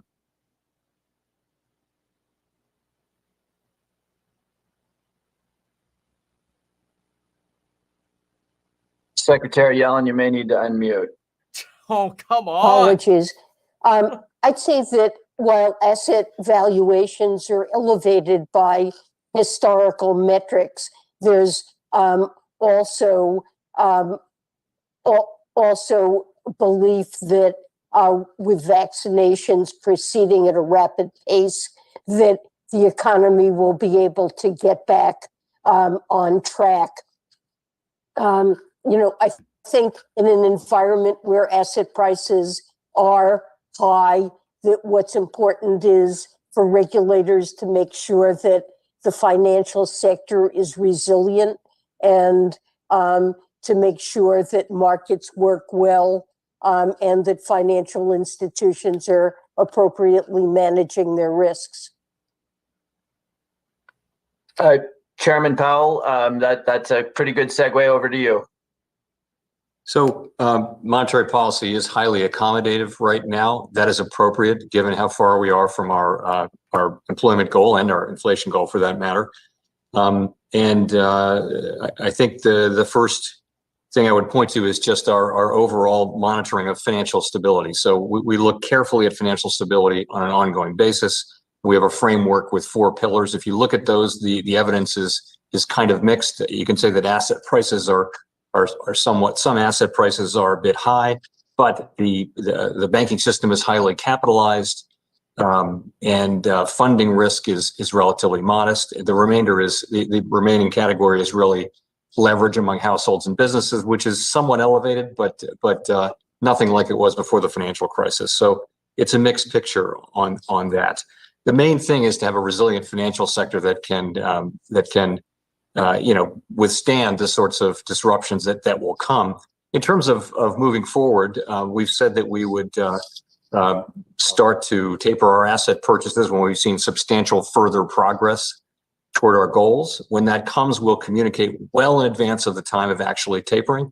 That's what we do. We've learned over the course of some years now that we need to communicate carefully and move slowly, well ahead of time. We will let people know what's coming, and that's the best we can do to make sure that the transition away from very highly accommodative monetary policy as the economy reaches full employment and price stability goals, that will transition to a different policy. Thank you. The gentleman's time has expired. The gentleman from Kentucky, Mr. Barr, is recognized for 5 minutes. Thank you, Madam Chairman. And Secretary Yellen, you have created a team within Treasury to focus on climate change. You are also the chair of the Financial Stability Oversight Council, which is charged with identifying systemic risk to the financial system. I certainly understand that changes to weather patterns could pose risk to individual credits or insurance policyholders, but linking hypothetical climate scenarios to risk to the entire financial system seems to me highly speculative. And on the flip side, I worry that injecting ill-defined climate scenarios into financial regulation and supervision creates the immediate and very real risk of driving investment and credit allocation away from job-producing industries like fossil energy, an industry that still provides 80% of total energy consumed in the United States and remains the most affordable and reliable source of energy to the American economy. Are you incorporating this real risk into your assessments around climate? And how do you plan to account for the disruptions in the labor market, the very significant disruptions to the labor market from lost energy jobs? And what about increasing energy prices and decreasing reliability for consumers? Is that something FSOC will look at in addition to in the context of your climate czar? And you need to unmute. I believe that FSOC can play a role in arranging discussions among financial regulators, all of whom have responsibilities for assessing risks from climate change to the financial institutions that they supervise and regulate, to coordinate a system-wide response using the best available tools. I think FSOC can facilitate identification of data and information, including high-quality financial disclosures that are needed to understand climate risks and make sure that climate risks are addressed fully in light of these assessments. I don't see FSOC as playing a role in telling financial institutions what kind of lending they can do, but information is important. Thank you. And just reclaiming my time, I would just encourage Treasury to consider the role that shifting consumption away from fossil energy towards renewables, despite the market's continued demand for fossil, that the impact that could have on the economy as well, and systemic risk, as opposed to just looking at hypothetical climate scenarios. Broadband, Madam Secretary, the pandemic has been especially hard for rural families who don't have broadband connection in my home state of Kentucky. And I'm glad that the American Rescue Plan allows for necessary investments in broadband. But one of the ongoing problems we've had is that funding on broadband infrastructure often goes to areas that already have broadband, and the dollars never get to underserved areas like in my district. I was disappointed that this committee, in the markup of the American Rescue Plan, rejected my amendment to dedicate funds to rural areas for broadband. Will you commit Treasury to using its authority to see that in the American Rescue Plan, broadband is spent first and foremost in underserved rural areas? Well, we need to distribute the funds to states, localities, territories, and the like, based on the requirements that are in the ARP, and using the funds for broadband or water or sewer for the state and local funding is certainly a permitted use. But we're going to give flexibility to the recipients of these funds as to precisely how they deploy them, consistent with the requirements of the Act. Thank you. And I look forward to working with you and Treasury on that. I appreciate that. I think we can work together on that. Final question. With the multi-trillion-dollar deficit spending bill just passed, the promise of an additional $3 trillion in spending by this administration on top of the $4 trillion in borrowing because of COVID last year, does the Treasury or the federal, both of you, intend to lengthen the maturity of government debt before interest rates rise? Treasury has been looking at this question and has no current plans to do that. The gentleman's time has expired. The gentleman from Illinois, Mr. Foster, is recognized for 5 minutes. Thank you, Madam Chair. Secretary Yellen, Chair Powell, I'd like to probe a little bit deeper on central bank digital currencies, and in particular, the need for a secure digital ID for participants. I believe that both of you are on the record as acknowledging that an anonymous, untraceable digital dollar is not a viable option for our country or the free world because its ability to be abused for money laundering, terrorism financing, ransomware, and so on. Is that principally correct? I don't think I am on the record for that, but I'll go on the record now for it. Secretary Yellen? Nor am I on the record, but I would agree that we need to be very careful about the use of a digital currency for illicit finance, and an anonymous currency makes that much harder to control. Yeah, I concur. I think it's sort of logically impossible. And so on the other hand, I believe that the Chinese approach to digital currencies that give the government immediate and unconditional access to all transaction information will be equally unacceptable to Americans and to most citizens of the free world. And therefore, a digital dollar will be crucially dependent on having an effective authentication component. That is a secure and legally traceable and maximally privacy-preserving way for participants to authenticate themselves as a unique, legally traceable individual, a secure digital ID. And it must be backed by a trusted court system and a clear legal regime to determine the conditions under which the participants might be unmasked.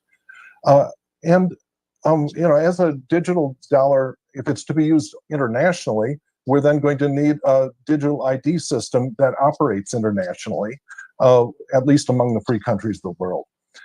I'd like to thank you both for beginning engagement with authorities in other countries on central bank digital currencies. And I was wondering where you see this discussion going as far as a secure digital ID and a means of authentication across boundaries, across countries. Maybe I should let Chair Powell. I should let Chair Powell start with this because he's been more involved than I have.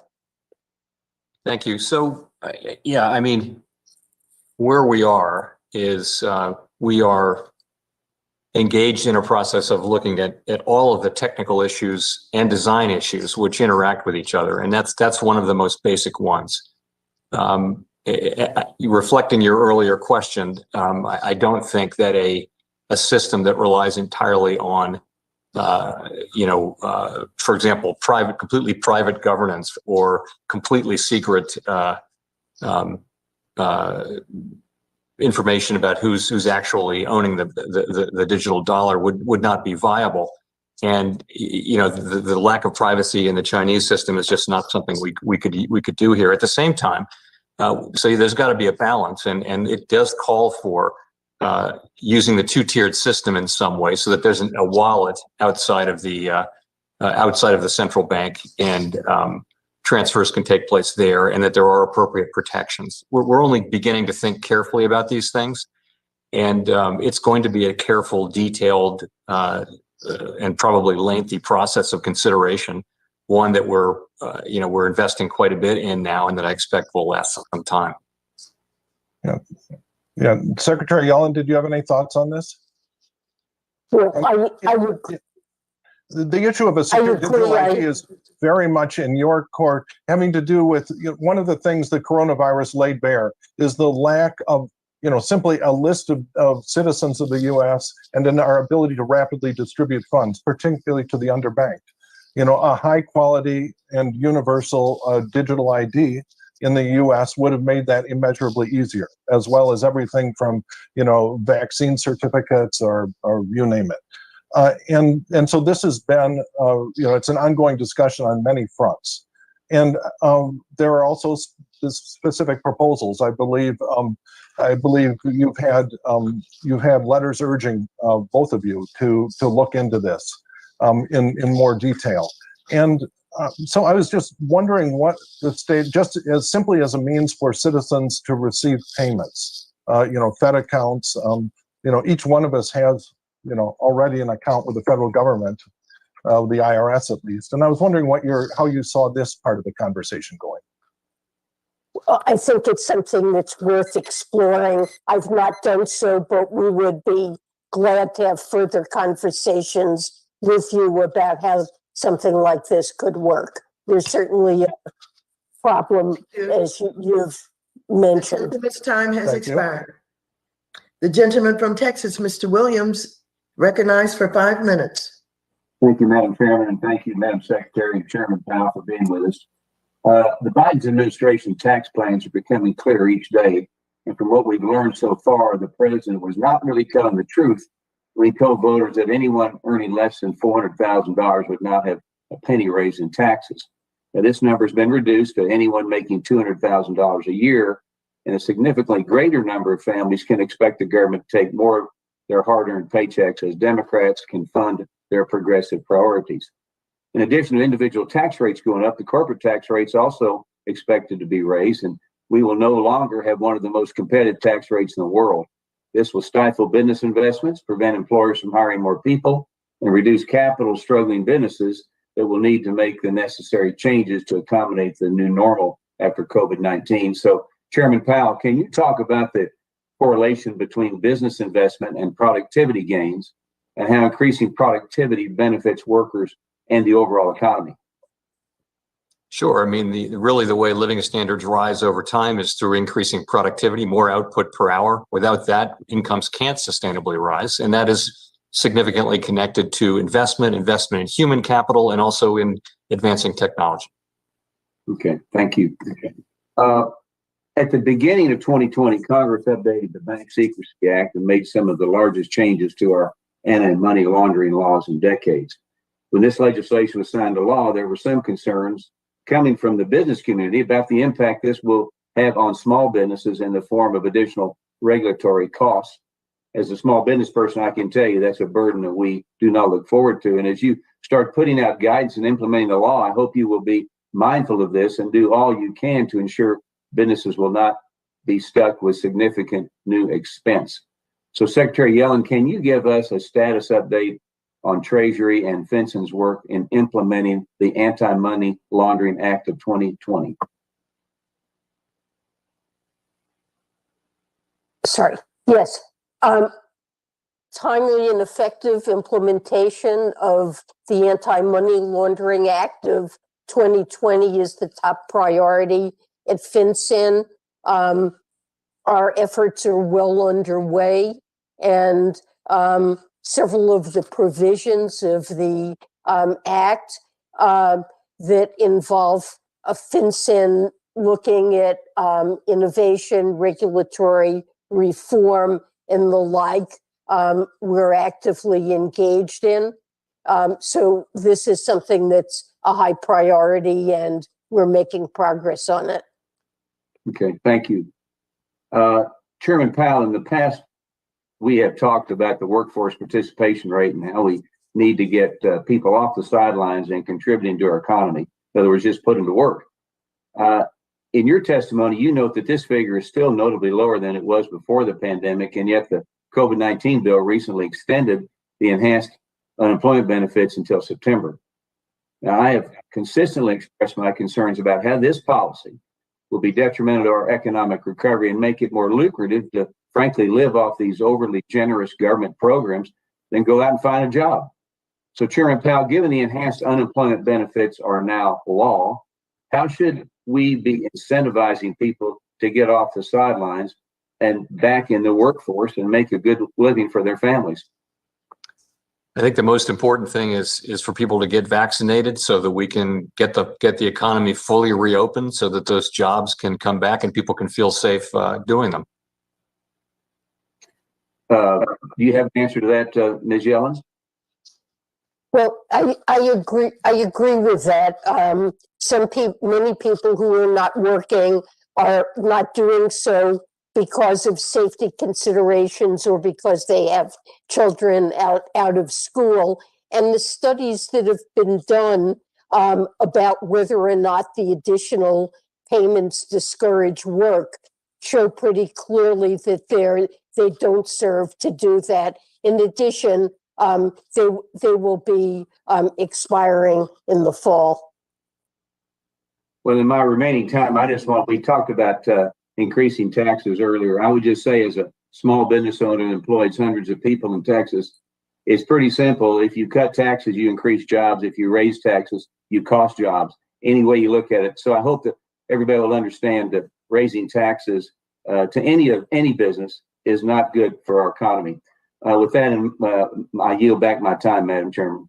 Thank you very much. I now call on Mr. Vargas from California for 5 minutes. Thank you very much, Madam Chair. I appreciate very much this hearing. I also congratulate in the strongest way Secretary Yellen. It's what an honor to have a woman now running Treasury. It's very, very exciting.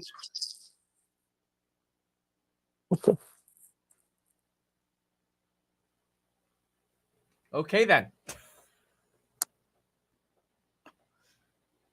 Come scolds about deficit spending when we Democrats are in power. They don't seem to remember that when they are, especially their 1.9 trillion giveaway to the wealthiest American, tax giveaway. It's probably even more now because the wealthy have made so much money during this pandemic. But one of the things that I found so interesting about this particular hearing is that we have two incredibly intelligent people presenting today, and one's a Democrat and one's a Republican. One was appointed by a Democrat and one was appointed by a Republican. And yet they seem to be principled, scientific, speaking about the facts and not crazy things. I mean, this is the way it used to be. And so I appreciate it very, very much. And again, can't tell you how much I have enjoyed listening to this intelligent conversation. I'm sure that the secretary and the chairman have differences of opinions, as they should, but it would be done on a factual basis. And it would be done, I think, intelligently and scientifically. So in that spirit, I do want to ask about climate change. It seems that both of you have the notion that climate change could be a big deal and is, and you're studying. So what are the long-term investments that we need to be looking at with respect to climate change in our economy? And either one can go first. Well, I'd start off by saying that climate change poses very severe risks to the well-being of humanity, and it's a global problem that demands a global solution. So while we need to address climate change at home, we also need to work globally to help other countries, particularly poorer countries, have the resources to address it as well. It is a top priority of the Biden administration. President Biden has released a detailed plan to combat climate change. We've rejoined the Paris Agreement. We intend to put forward a proposal to invest in sustainable infrastructure and to create new green jobs in the process. We've talked earlier in this hearing about evaluating the risks to businesses and to financial institutions from climate change, which the financial regulators are doing, and I hope to facilitate through FSOC, a sharing of information on best practices. We need to focus on information and disclosure of information about the risks to companies that investors need to channel their capital to in the right directions. Mr. Chairman, so what about those risks to businesses and financial institutions? Mr. Chairman. So we see this through a different lens appropriately from the Treasury Department, and that really is the lens of our existing mandate. We supervise banks and some other institutions to assure that they're understand and are managing the risks that they're running in their business. And we don't have a new mandate. That's what we do. And climate change is an emerging risk. So we're looking at it carefully. We actually are just in the very early stages of considering stress scenarios, and that's what others are doing too. It's an emerging idea. It's not actually something that people are conducting now, but we're doing that and many other things to get a basic understanding of how the financial system can be resilient against what may be very significant emerging risks over time. Well, thank you. Yesterday in the Foreign Affairs Committee, we talked to David Beasley, the World Food Program. Climate change was such a big deal there, to famine and to other problems internationally. So again, I'm very thankful that you're working together and that you're scientific. Thank you. Thank you very much. Mr. Hill, the gentleman from Arkansas, is recognized for 5 minutes. Well, thank you, Madam Chair, and let me welcome my good friend Jay Powell back to the committee for this oversight hearing. And what a pleasure to say, Madam Secretary, and welcome Janet Yellen back to the committee and your new role as our Treasury Secretary. It's a pleasure to have you both here. Secretary Yellen, China, Russia, Iran, Syria, Venezuela, and Myanmar are all subject to Treasury's OFAC sanctions programs. Secretary of State Blinken said last week China is committing genocide, and President Biden recently called Vladimir Putin a killer. With Chairman Waters' strong support, now Treasury is considering sending billions of dollars to these dictatorships through the IMF's special drawing rights allocation. Wouldn't you agree that no strings attached liquidity for a genocidal regime like China runs counter to our national interest? Well, I believe that our national interest involves augmenting the reserves of countries that need it, so that at this very difficult time, we don't pressure countries to take contractionary, deflationary actions that would make recovery more difficult. And it's especially important to channel resources to the world's poorest countries. that Well, are Madam- having a Madam great Secretary. deal of.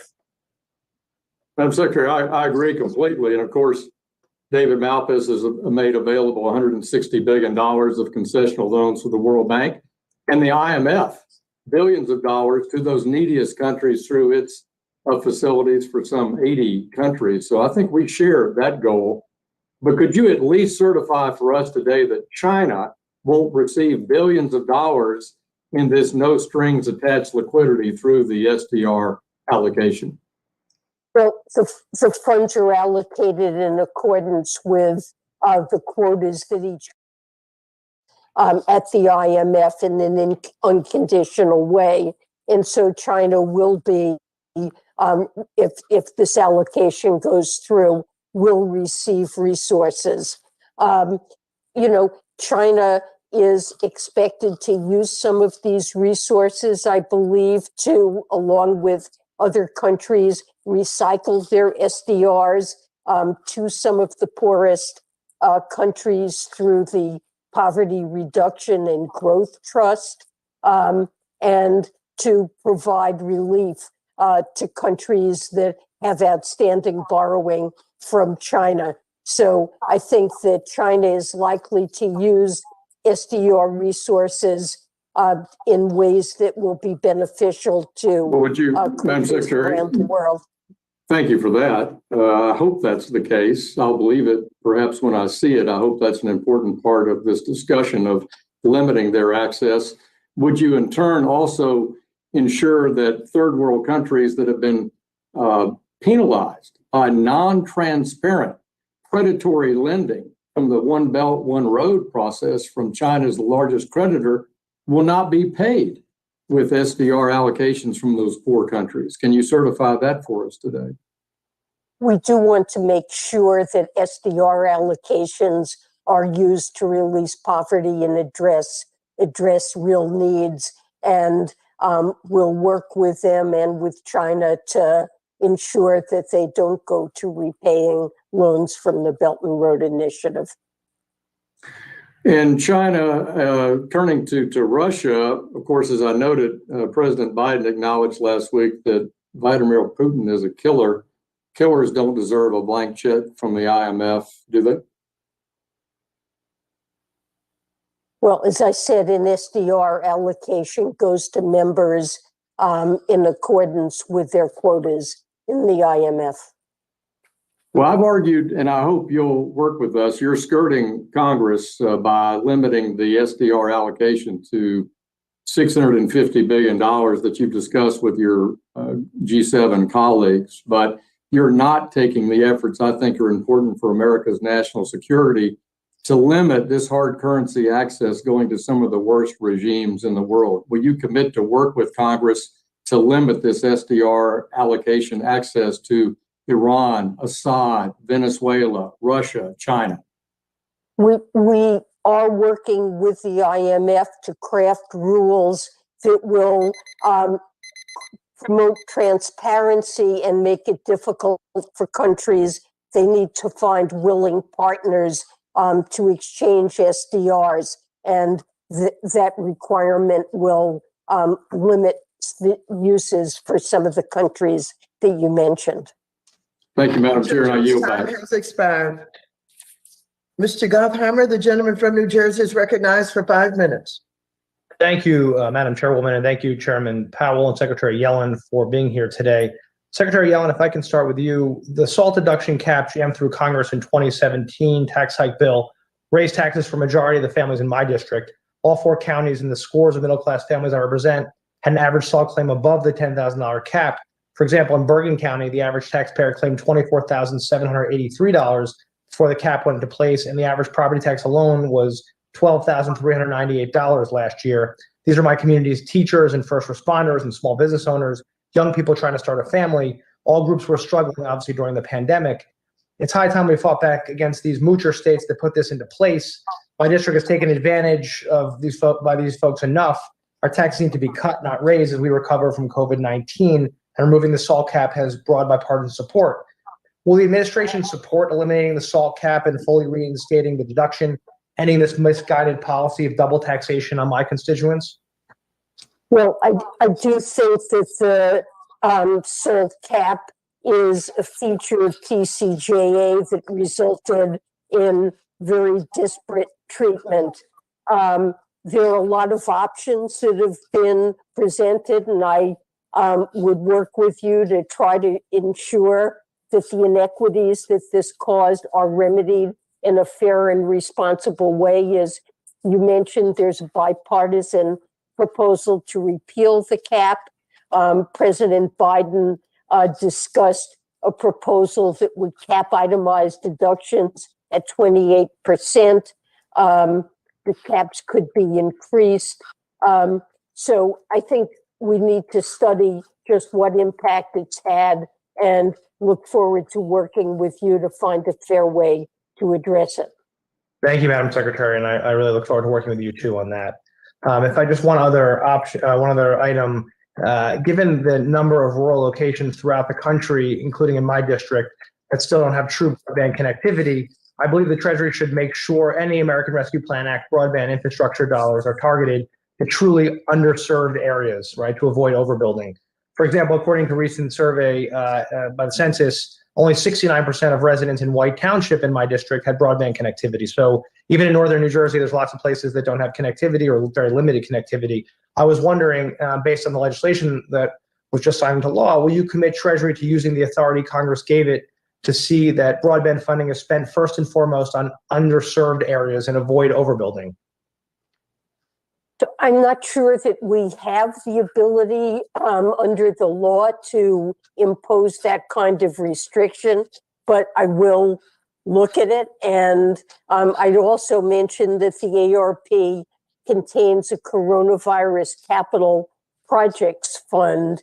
It's $10 billion that can also be used to fund broadband infrastructure. So there's quite a bit of money in the ARP for infrastructure, and I will look at what can be done.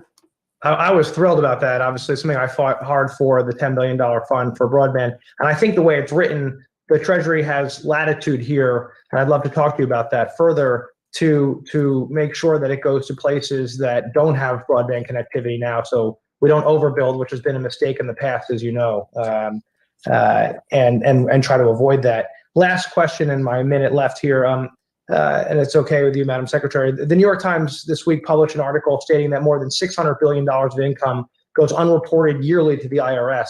This gap in reporting will reduce federal revenue by $1.4 trillion over the next decade.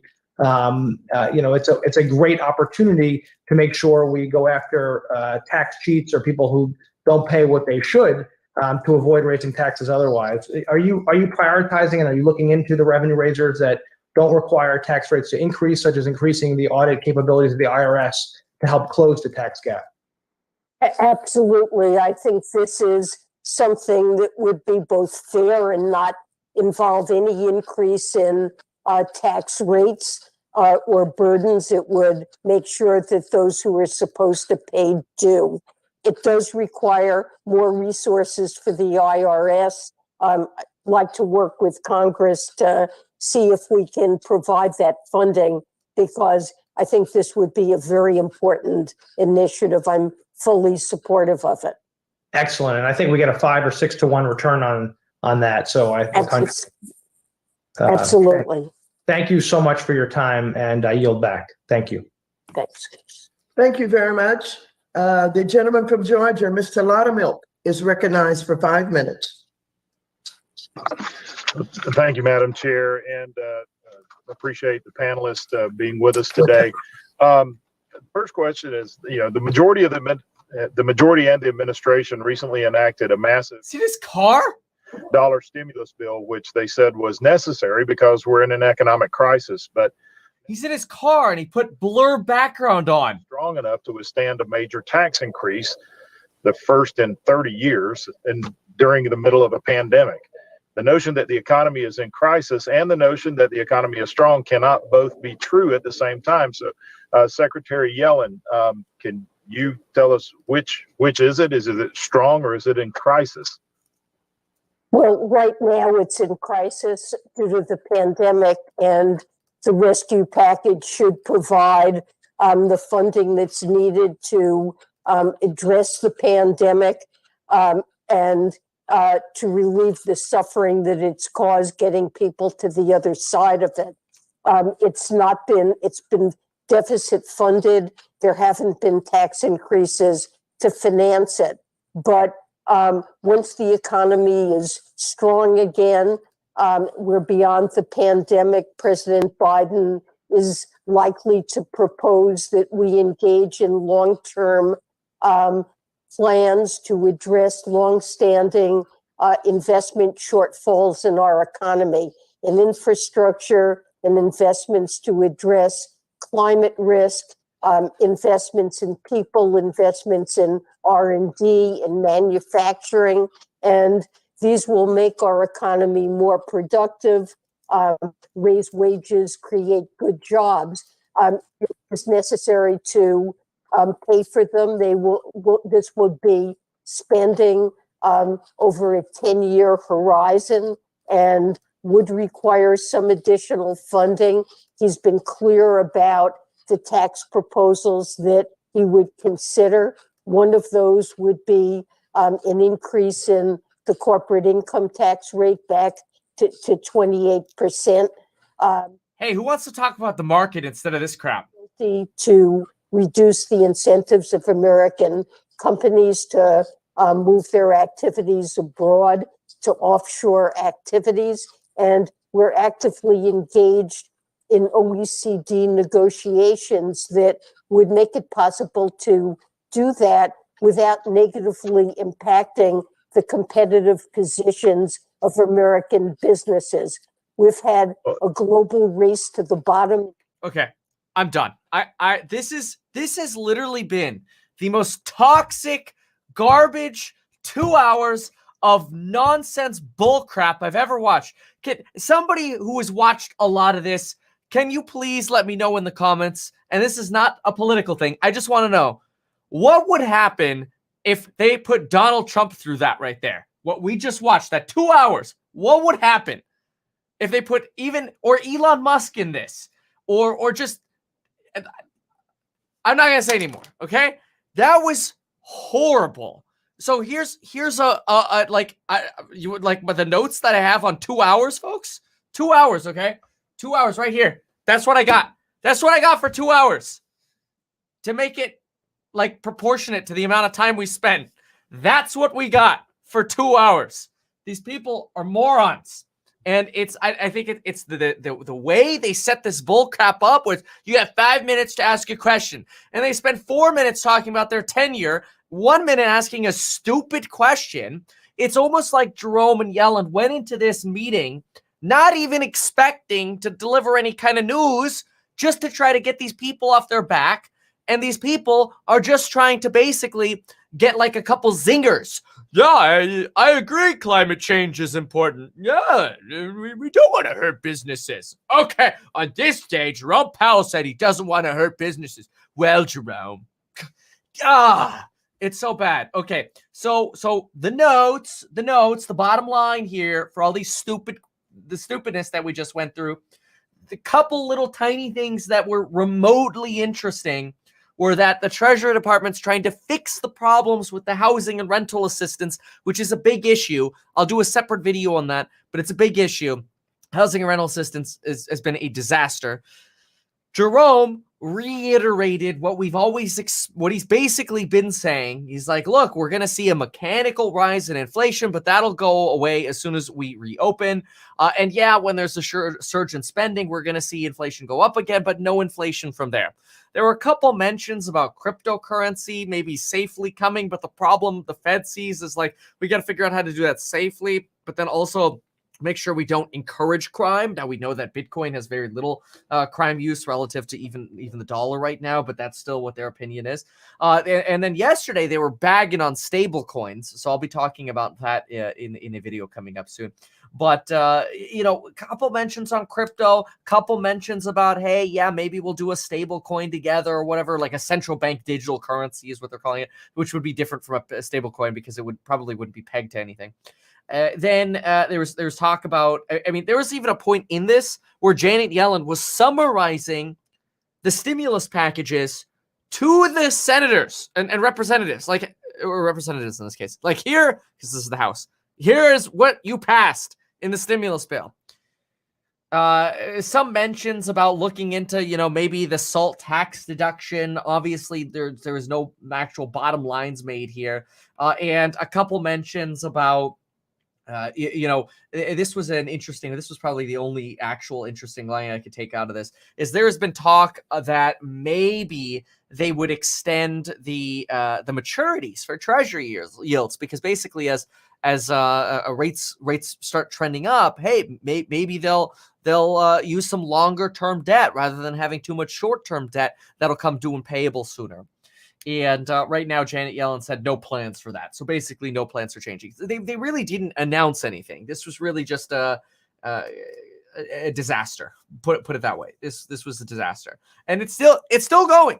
It's still going. Look, if you want more, we got more. Questions to the chair, which will be forwarded to the witnesses for their response. So I ask our witnesses to please respond as promptly as you are able. No. Oh, so it does sound like she's wrapping up. So maybe we did finish at the right time here. But this was bad. Look, what we're gonna do right now. No, please don't go back. What we're gonna do right now. Oh my God, it's over. Oh, we nailed it. It's over anyway. I was just gonna cut it off. It's over anyway. It just ended. Thank freaking goodness, geez. Oh my gosh, this was horrible. Horrible. Okay, so what we're gonna do right now is I'm gonna hit the little end button. And then you're gonna go to the course down below and sign up using that coupon code that expires Friday, because the price is gonna go up. Then you're gonna click on this little redirect link, because I'm going to go live about the market, because the market's going nuts. So we are jumping over to this next live stream. That redirect link will pop up in about 10 seconds. So stay tuned for that redirect link. I'll be live there in 2 minutes. Okay, here we go.